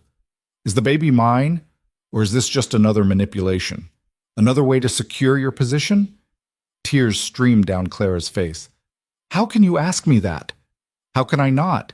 3 months ago, we were strangers. Now you're pregnant, and my ex-girlfriend is accusing me of cheating, and I don't know what's real anymore. The baby is yours. Our baby. How can you even question?" "Because everyone lies, Clara. Everyone wants something, and maybe I was stupid to think you were different." The silence that followed was deafening. Clara stood on shaking legs. "I want you to leave." "This is my house." "Then I'll leave." She headed for the door. "Clara, don't." She turned back, and the look on her face stopped him cold. "Don't apologize. Don't take it back. You said what you really think. You showed me who you really are. Someone who'll never trust me. Someone who'll always believe the worst." "That's not fair. You questioned our child, Adrian. Our baby. You looked at me, at us, and saw a scam." Her voice broke. "I can't come back from that. I won't." She left him standing in the library surrounded by his grandmother's books about honesty and truth, and she didn't look back. Clara packed a bag with shaking hands. She called her mother, who answered on the first ring. "Mama, can I come stay with you?" "Of course, baby. What happened?" Everything fell apart. Clara pressed a hand to her stomach. Everything. She was in a cab heading to her mother's apartment when her phone buzzed with a text from Adrian. "I'm sorry. Please come back. Let me explain." Clara deleted it without responding. Another text came through. Clara, please. I didn't mean it. I was angry and scared and I said things I shouldn't have. Delete. I love you. I love our baby. Please don't leave like this. Clara turned off her phone and watched the city blur past through tear-filled eyes. Behind her, in the Caldwell estate, Adrian sat alone in the dark and realized exactly what he'd destroyed. The woman he loved, the family he'd wanted, the future he'd finally allowed himself to hope for. All of it, gone. Because when it mattered most, when Clara had needed him to believe in her, to trust her, to choose her, he'd chosen fear instead. And there was no coming back from that. Adrian didn't sleep that night. Or the next. He sat in his office with a bottle of whiskey he didn't drink and a phone that never rang, watching the hours crawl past like they were mocking him. By the third day, Marcus finally broke the silence. Sir, the forensic team found something. Adrian looked up from the contract he'd been staring at without reading for 2 hours. What? The photos, the texts, all of it originated from a single IP address registered to a shell company. Marcus set down a folder. That company is owned by Richard Ashford. We already knew Ashford was involved. Yes, but we didn't know how deep it went. Sir, he's been planning this for over a year, long before you married Mrs. Caldwell.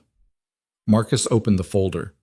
He recruited Diane Morrison 6 months before your wedding, paid her to date you, to gain your trust.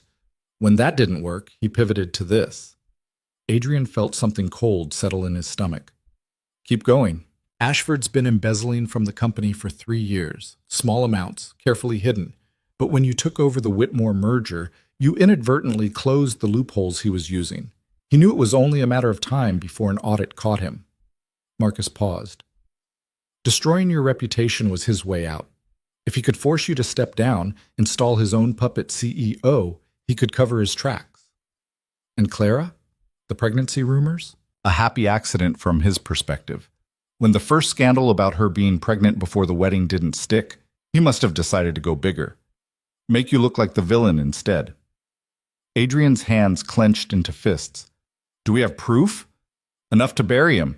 The forensic team traced every photo manipulation, every fake text. We have emails between Ashford and Diane discussing payment schedules. We have everything. Then why are you looking at me like that?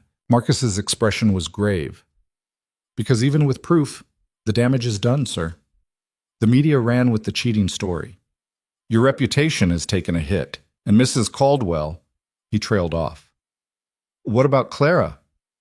She's not returning calls, her mother won't say where she is, and according to our sources, she's been meeting with divorce attorneys. The words hit Adrian like a freight train. Divorce. Clara was planning to divorce him. How long have you known? 2 days.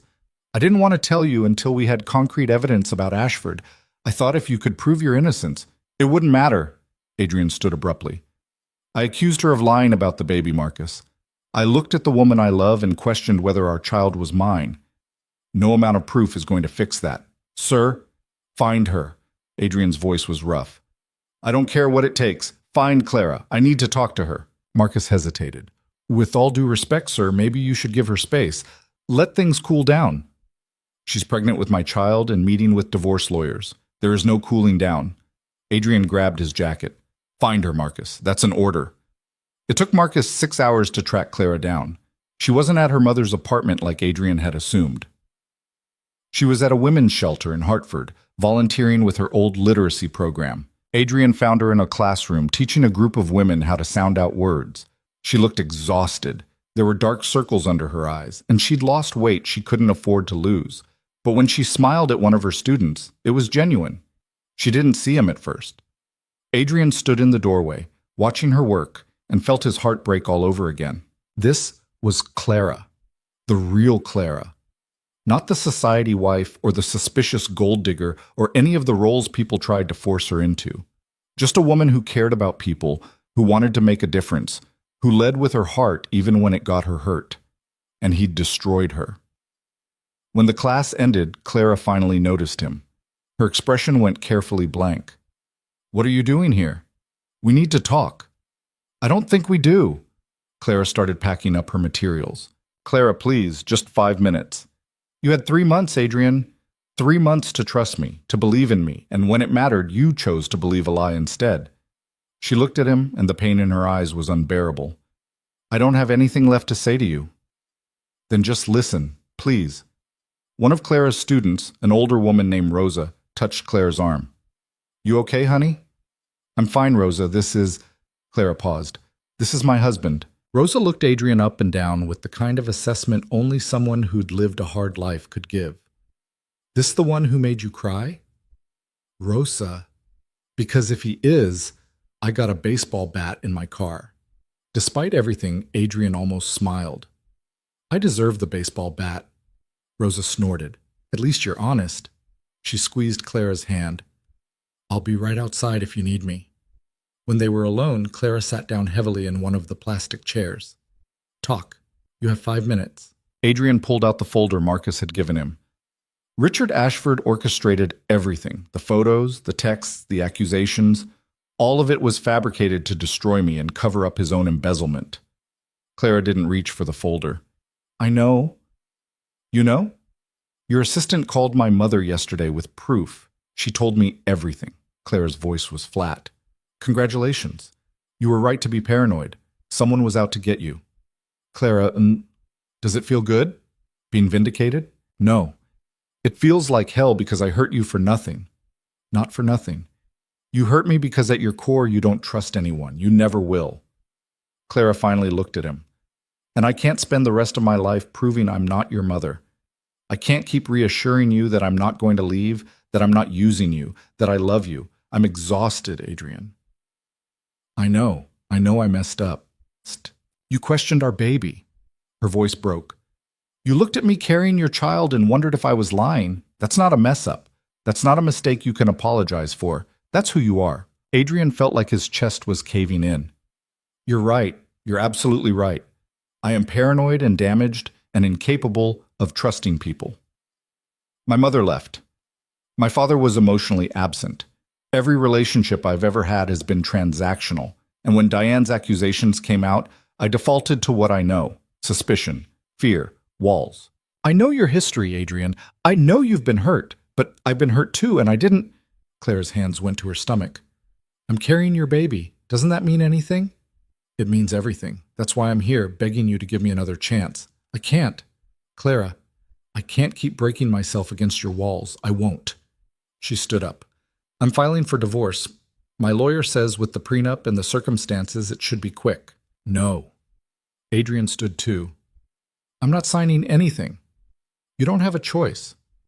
I do. And I choose to fight for you, for us, for our family. Clara laughed bitterly. We're not a family, Adrian. We're two people who signed a contract and made a mistake. That baby isn't a mistake. No, but trusting you was. The words landed like physical blows. Adrian watched Clara gather her things, watched her walk toward the door, and felt panic claw up his throat. I love you, he said desperately. Clara stopped, but didn't turn around. That's not enough. Love without trust is just pain wearing a pretty mask. She looked back at him, tears streaming down her face. Goodbye, Adrian. This time when she left, Adrian didn't follow. He stood in that empty classroom surrounded by children's drawings and alphabet charts, and he let himself fall apart. The next 2 weeks were the worst of Adrian's life. Clara refused to see him. Her lawyer sent the divorce papers.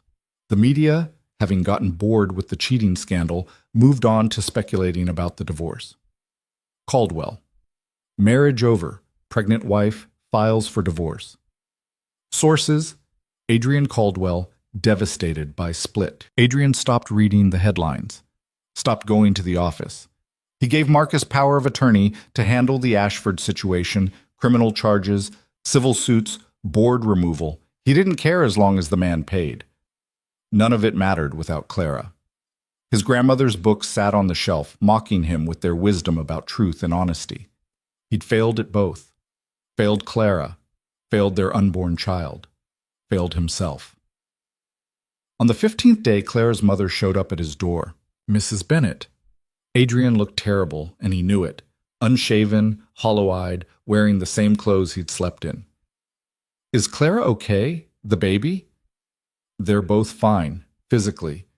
She pushed past him into the foyer. We need to talk. Adrian led her to the sitting room. Does Clara know you're here? No. And she'd be furious if she did. Mrs. Bennet sat down, her expression stern. My daughter is planning to raise this baby alone. Did you know that? She won't let me help, won't take my calls. Can you blame her? No. Adrian's voice was hoarse. I was cruel, I was scared, and I lashed out and I hurt her in the worst way possible. Yes, you did. Mrs. Bennet studied him. But I've also watched you these past months. I've seen the way you look at my daughter, the way you cared for my husband in his final days, the way you showed up again and again, even when it was inconvenient. It doesn't matter. Claire's right not to trust me. Maybe. But I think she's also scared. Adrian looked up sharply. Of what? Of the same thing you are. Of getting hurt. Of believing in something good and having it torn away. Mrs. Bennet leaned forward.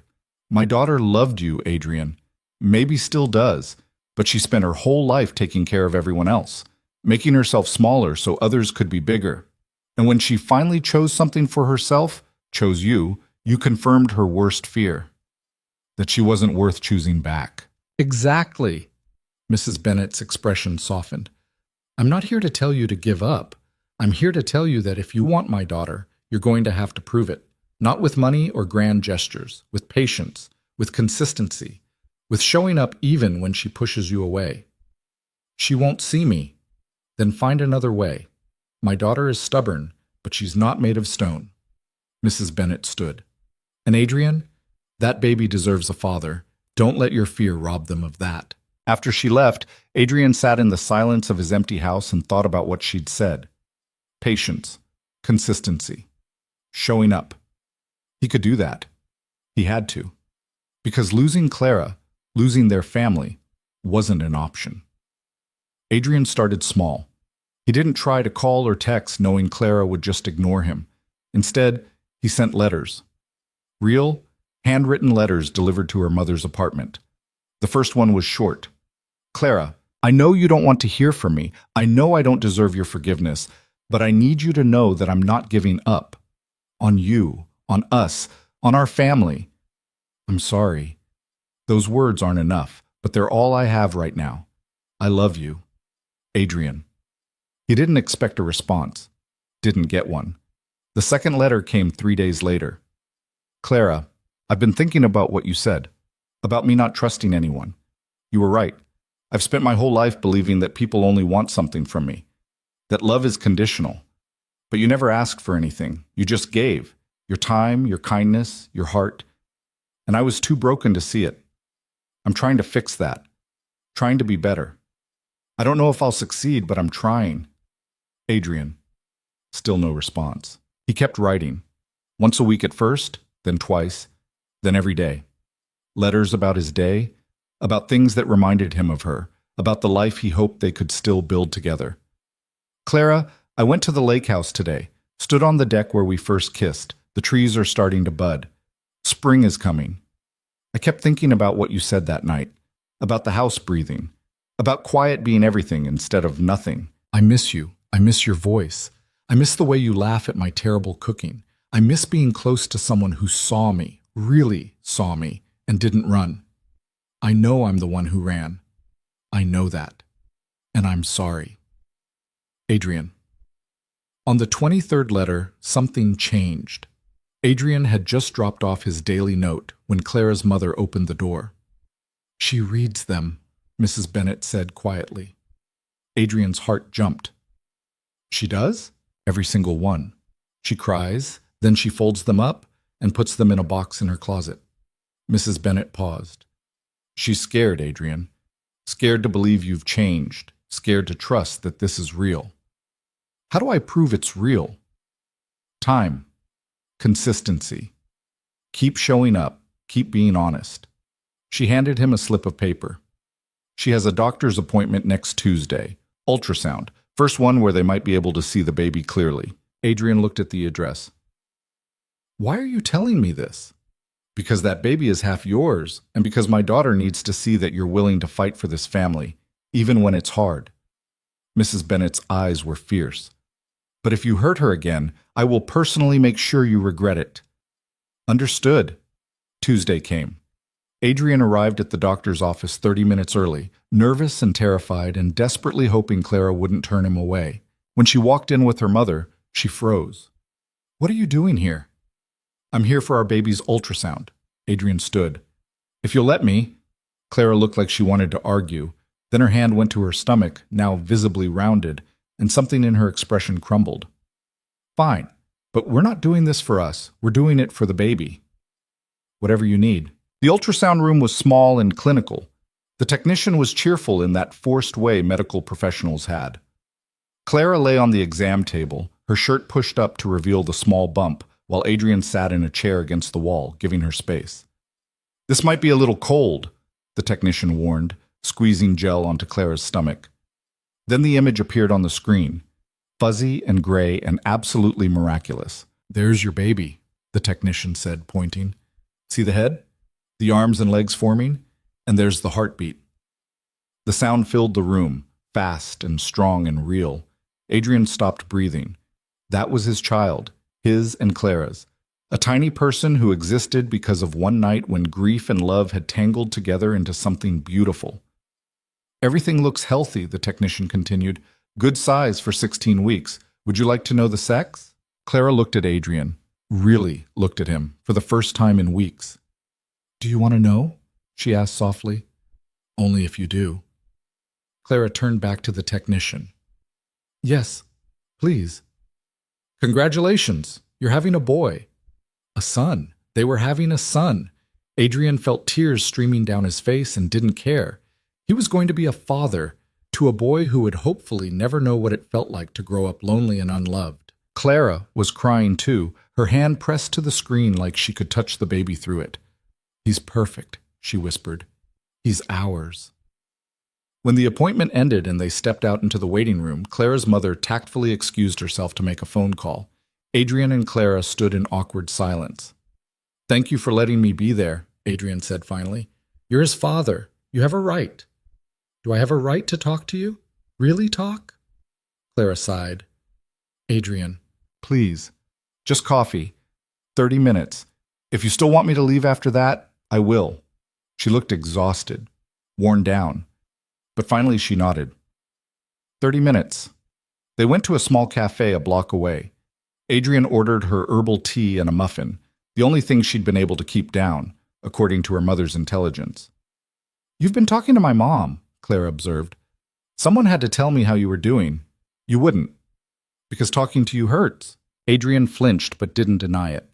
"I know, and I'm sorry, for all of it, for doubting you, for questioning the baby, for being exactly the kind of man I swore I'd never become." Clara wrapped her hands around her tea. "Why did you do it? You had proof the photos were fake. You knew Ashford was behind everything. Why did you still question me?" "Because I'm damaged." The words came out raw. "Because everyone who's ever loved me has left, or used me, or both. Because I've spent 32 years convinced that trust is weakness. And when someone I thought I dealt with came back to hurt me, I defaulted to what I know, suspicion." "That's not an excuse. It's not meant to be. It's an explanation." Adrian leaned forward. "Clara, I am broken in ways I'm still discovering. Therapy is helping, but it's slow. I say the wrong things. I push people away. I sabotage good things because I don't believe I deserve them." "You're in therapy?" 3 times a week. Started the day after you left." Adrian pulled out his phone, showed her his calendar full of appointments. "I'm trying to fix what's broken in me. Not for you, well, partly for you, but mostly for our son. Because he deserves a father who knows how to love without fear." Clara stared at his phone, tears welling up. "Adrian, I'm not asking you to come back. I'm not asking you to forgive me. I'm just asking you to let me be part of this, part of our son's life, however that looks." "Just co-parents?" "If that's all you can give me, yes." "And if I want more?" Adrian's breath caught. "Then I'll spend the rest of my life proving I'm worthy of it." Clara was quiet for a long time, her hand unconsciously rubbing her stomach. When she finally spoke, her voice was barely audible. "I still love you. That's the problem." "That's not a problem. It is when I don't trust you. When I'm terrified that the next time things get hard, you'll hurt me again." "I probably will." Adrian's honesty made Clara look up sharply. "Not intentionally, but I'm going to mess up, Clara. I'm going to say insensitive things or retreat when I should open up. I'm human and damaged and learning how to do this. Then why should I take the risk? Because I'm also showing up, going to therapy, writing you letters every day, even when you don't respond, fighting for us when it would be easier to walk away. Adrian reached across the table, stopping just short of touching her hand. I can't promise I won't hurt you, but I can promise I'll never stop trying to be better. For you, for our son, for us. Clara looked at his hand hovering near hers. Then slowly she closed the distance and laced their fingers together. I'm not ready to come home, she said. I know. And I'm not ready to trust you completely. I know. But I'm willing to try. Slowly, carefully. She squeezed his hand. For our son, and maybe, eventually, for us. Adrian brought her hand to his lips, kissing her knuckles gently. Slowly, carefully, whatever you need. I need you to keep showing up, keep going to therapy, keep being honest even when it's hard. Done. And I need you to understand that if you question this baby again, we're finished. No second chances, no explanations, just done. Understood. It won't happen. I swear, Clara. She studied his face, searching for something. Whatever she found must have satisfied her because she nodded. Okay, we can try. They sat in that cafe for 2 hours, talking carefully around the broken pieces of their relationship. Clara told him about her pregnancy symptoms, about the name she'd been considering for their son. Adrian told her about taking down Ashford, about the company restructuring, about the lake house sitting empty without her. It wasn't forgiveness. Not yet. But it was a start. A fragile, tentative start built on honesty instead of walls. And for the first time in weeks, Adrian allowed himself to hope. The rebuilding happened in inches, not miles. Adrian learned quickly that trust, once shattered, couldn't be glued back together with apologies or grand gestures. It had to be rebuilt brick by brick, with patience and proof and time. He started showing up to Clara's prenatal appointments without being asked. Not hovering, not demanding attention, just present. Sitting in the waiting room with a book and her favorite ginger tea, letting her decide if she wanted him there or not. Most times, she did. You don't have to keep coming, Clara said after the 20-week appointment. They were walking to her mother's apartment, the spring air finally warm enough to shed winter coats. I want to be here. Even when I'm cranky and swollen and can't see my own feet? Especially then. Adrian shifted the bag of prenatal vitamins he'd insisted on carrying. How are you feeling? Really? Clara sighed. Tired. Scared. The baby kept me up all night kicking. That's good though, right? Active baby? Active baby who's going to be a soccer player, apparently. She pressed a hand to her stomach. He's been moving more lately. Want to feel? Adrian stopped walking. Are you sure? Give me your hand. He placed his palm carefully on her rounded belly, barely breathing. For a moment, nothing. Then, there. A flutter, a kick, movement. Their son, moving, real, alive.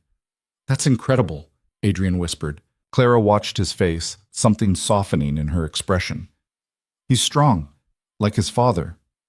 Let's hope he gets his mother's heart instead. Adrian, I mean it. You're the strongest person I know, Clara. You've survived things that would have broken most people. You're still standing. Barely. Standing counts. Adrian reluctantly pulled his hand away. Can I ask you something? Depends what it is. Are you happy? With the baby, I mean. Not with the situation or with me, just, are you happy you're going to be a mother? Clara was quiet for a long moment. They'd reached her mother's building, but she didn't go inside. Terrified, she said finally. I have no idea how to be a mother.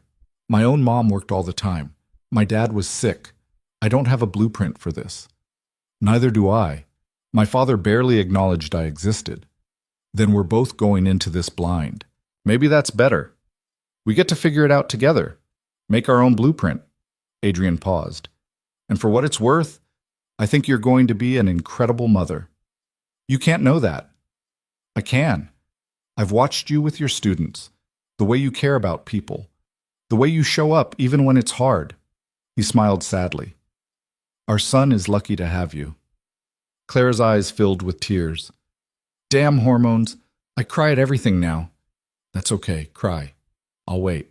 She laughed through the tears and surprised them both by hugging him. Adrian held her carefully, like she might break, breathing in the familiar scent of her shampoo. "Thank you for showing up," Clara murmured against his chest. "Always."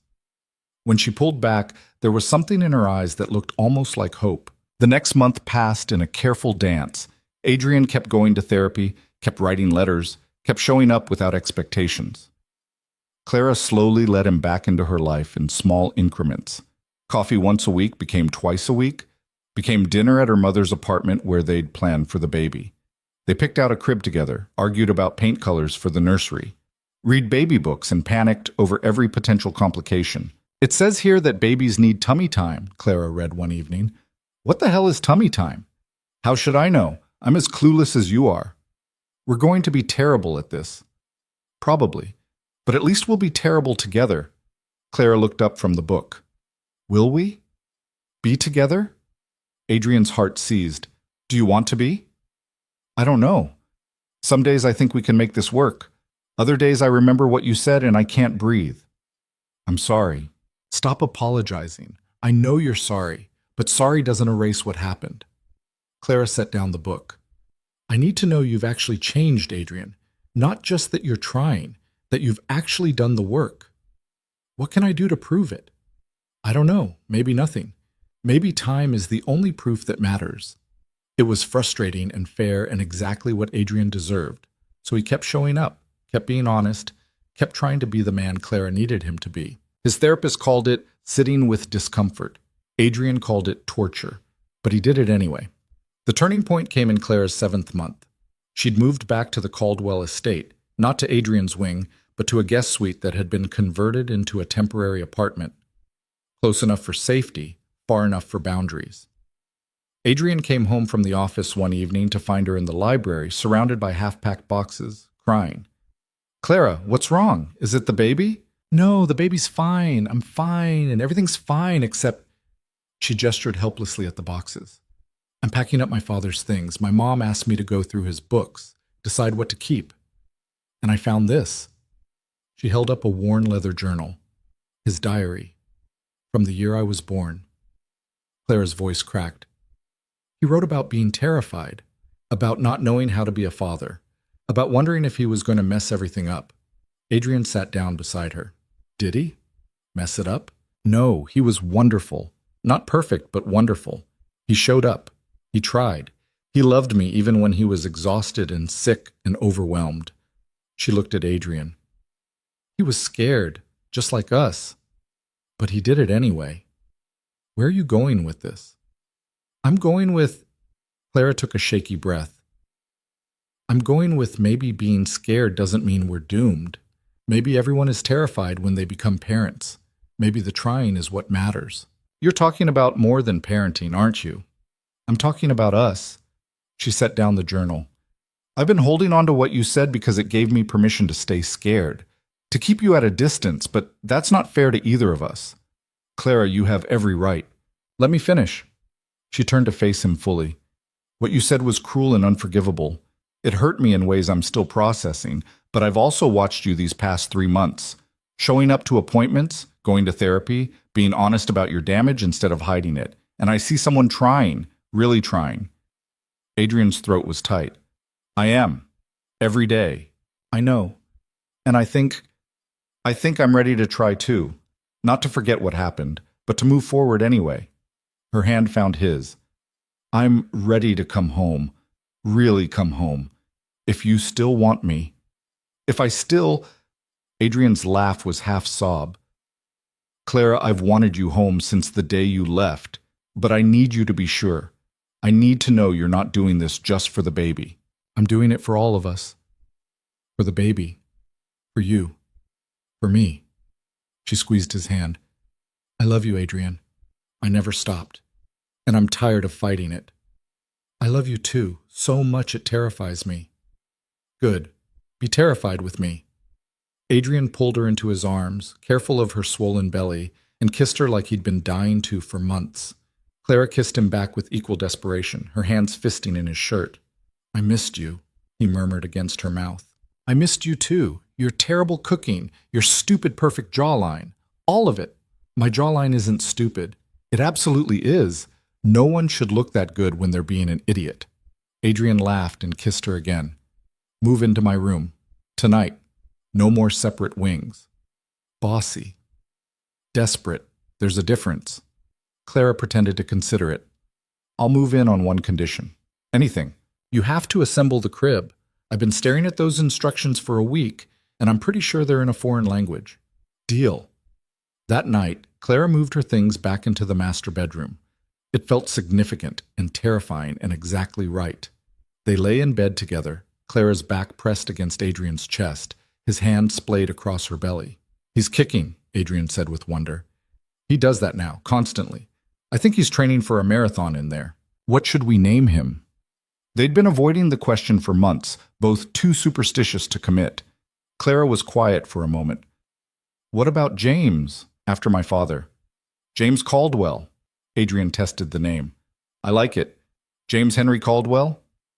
Henry was your grandfather's name, right? The one who built the lake house. Yeah, he was the only decent Caldwell man as far as I can tell. Then James Henry Caldwell it is. Clara turned in his arms. We're really doing this, aren't we? Having a baby, being a family.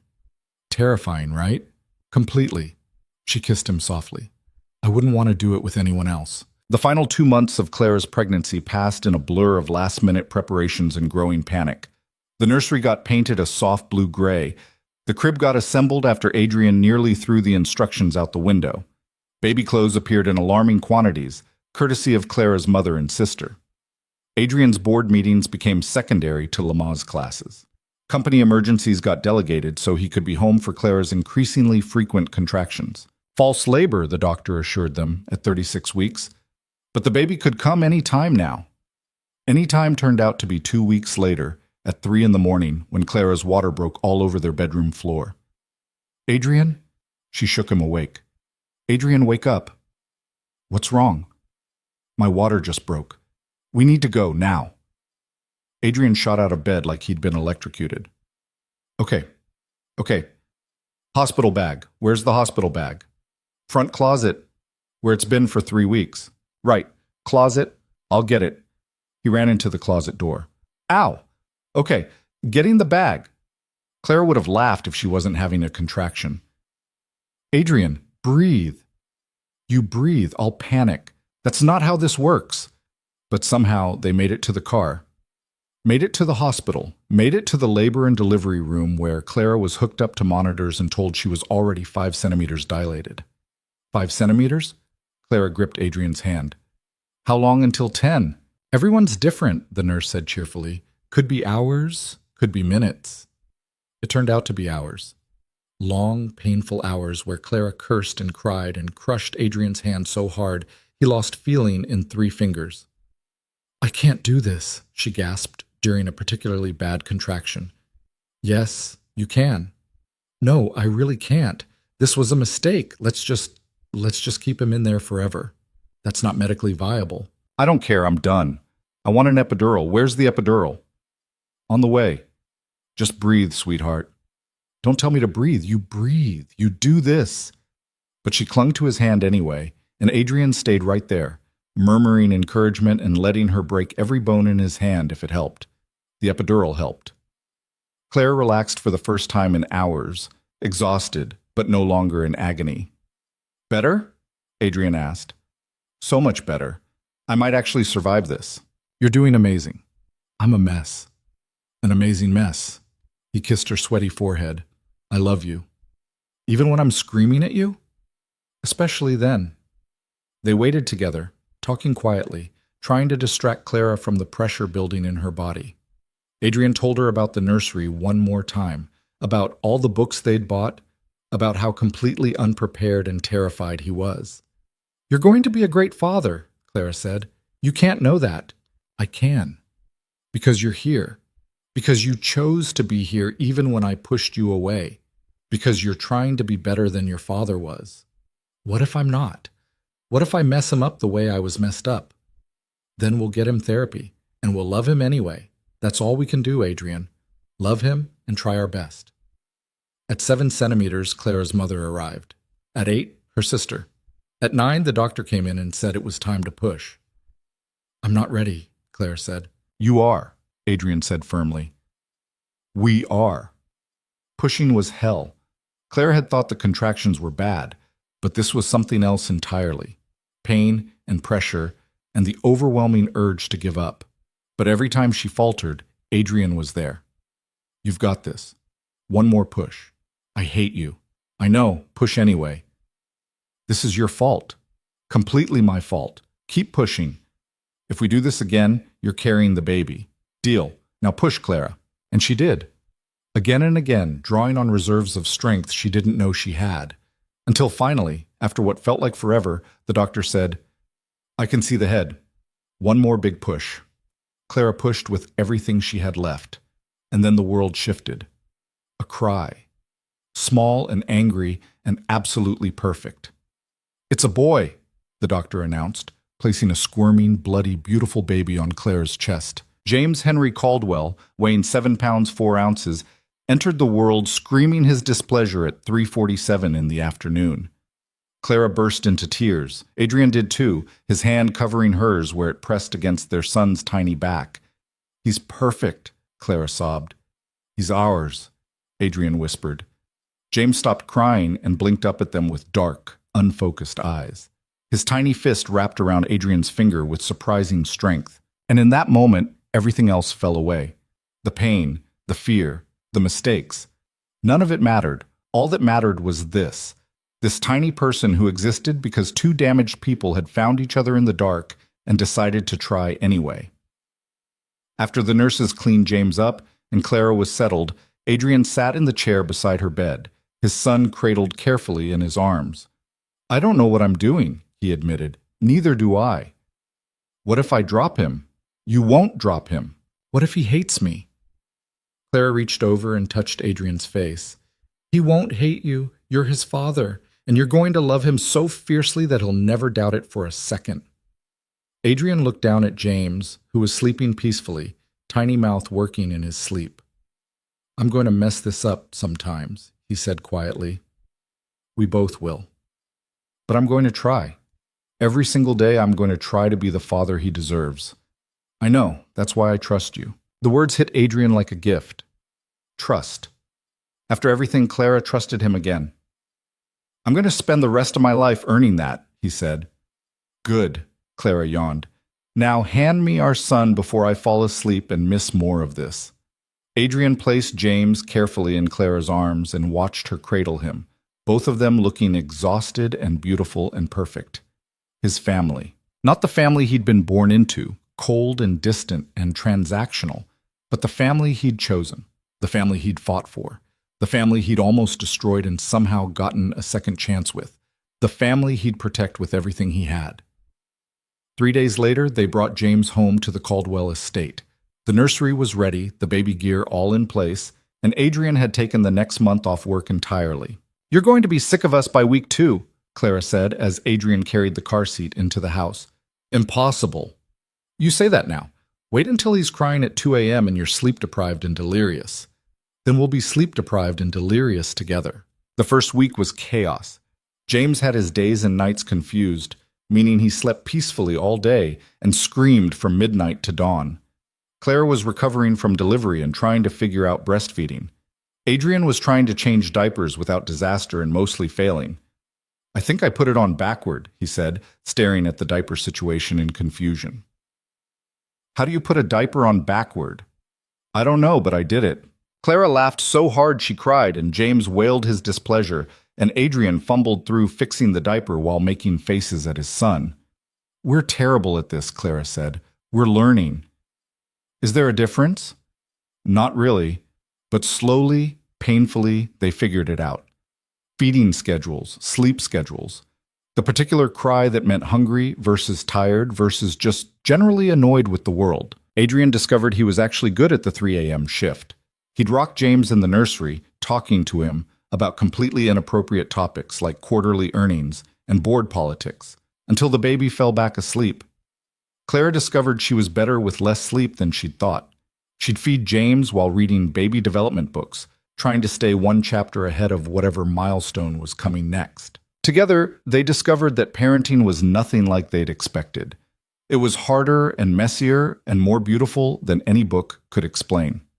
1 month became two. Two became three. James grew, changed, developed a personality that was all his own. He had Clara's eyes and Adrian's stubborn chin. He smiled at the sound of his mother's voice and grabbed at his father's face with chubby hands. He was perfect and exhausting and everything they'd never known they needed. On James's 3-month birthday, Clara found Adrian standing in the nursery doorway at 2 in the morning, just watching their son sleep. "You okay?" she whispered. "Yeah, just—" Adrian gestured at the crib. "Look at him." "I know. He exists. This tiny person exists because we exist, because we found each other." Clara leaned against Adrian's side. "Crazy, right?" "Completely." He wrapped an arm around her. "I was thinking about something my therapist said, about how we can't change our past, but we can choose what we do with it." Deep thoughts at 2 a.m.? James will never know what it feels like to grow up unloved. He'll never question if he matters, because we're going to tell him every single day. Yes, we are. And when he's older, if he asks about how we met, what do we tell him? Clara considered. The truth. That we started as strangers in an arrangement, that we hurt each other and made mistakes, that we almost lost everything. And that we chose each other anyway. That love isn't about being perfect. It's about showing up even when it's hard, about trusting even when you're scared, about building something real from broken pieces. Adrian pulled her closer. "I like that version." "Me too." They stood there watching their son sleep. Two people who'd been forced together by circumstance and stayed together by choice. Two people who'd learned the hard way that trust wasn't given. It was earned. That love wasn't a transaction. It was a decision made over and over again. In the end, what had begun as a business arrangement had transformed into something neither of them could have predicted. A family built not on obligation or convenience, but on honesty, on vulnerability, on the terrifying, beautiful act of letting someone see your worst self and choosing to stay anyway. Adrian had learned that walls didn't protect you. They just made you lonely. That trust was worth the risk, that being broken didn't mean being worthless. Clara had learned that taking care of yourself wasn't selfish, it was necessary. That asking for help wasn't weakness. That she deserved love that showed up, not love that kept her guessing. Together, they'd learned that happy endings weren't neat or perfect. They were messy and complicated and required constant work. But they were real, and real was better than any fairy tale. James stirred in his crib, making the small noises that meant he'd be awake soon. Clara and Adrian looked at each other and smiled. "Your turn," Clara said. "I did the last feeding." "Rock, paper, scissors?" "You're on." Clara won. Adrian picked up James, who immediately stopped fussing and blinked up at his father with those dark eyes. "Hey, buddy," Adrian murmured. "Did you have a good sleep?" James's response was to grab Adrian's nose and hold on tight. Clara laughed. "He's got your stubbornness. He's got your grip strength. I think my nose is broken." Drama queen. Adrian carried James to the rocking chair, and Clara curled up in the chair beside him. They sat like that in the quiet of 3 a.m., passing James between them, talking in whispers, being a family. Outside, the Connecticut winter was giving way to early spring, trees budding, days getting longer, the world renewing itself the way it always did. Inside the Caldwell estate, in a nursery painted blue-gray with glow-in-the-dark stars on the ceiling, stars that Adrian had put up because his son deserved to dream about space, even if his father never got to. A family was being built. Not perfect, not easy, but real. And in the end, that was all that mattered. Real love, real trust, real commitment to showing up even when it was hard. The contract that had brought them together was long forgotten, replaced by vows that actually meant something. Vows to love, to trust, to try, to be better than their damage, to give their son everything they'd never had. As dawn broke over the frozen Connecticut landscape, Clara watched Adrian rock their son back to sleep, humming off key, completely devoted. And she knew, with absolute certainty, that they were going to be okay. Not because the road ahead would be easy, but because they'd learned how to walk it together. Broken people, healed through love, strangers who'd become family, an arrangement that had transformed into the realest thing either of them had ever known. James yawned, his tiny hand still wrapped around his father's finger, and Adrian looked at Clara with eyes that held everything they'd been through, the pain, the betrayal, the fear, the forgiveness. "Thank you," he said quietly. "For what?" "For giving me this. For giving us a second chance. For teaching me that trust is possible." Clara stood and kissed him softly. "Thank you for showing up, for doing the work, for loving us. Always." James made a small sound of protest at being ignored, and they both laughed. "He's going to be so spoiled," Clara said. "Absolutely, completely spoiled with love and attention and everything good in the world." "Sounds perfect. Sounds like family." And it was. Messy, imperfect, beautiful family. The kind built not through obligation, but through choice. The kind that lasted not because it was easy, but because it was worth fighting for. The kind that started with a contract and ended with something that no piece of paper could ever contain. Love that was earned, not bought. Trust that was rebuilt, not assumed. A family that chose each other every single day. In the end, that was the only thing that mattered. Not the money or the mansion or the name on the contract. Just three people in a nursery at dawn, holding on to each other like they'd never let go. Because they wouldn't, not anymore, never again.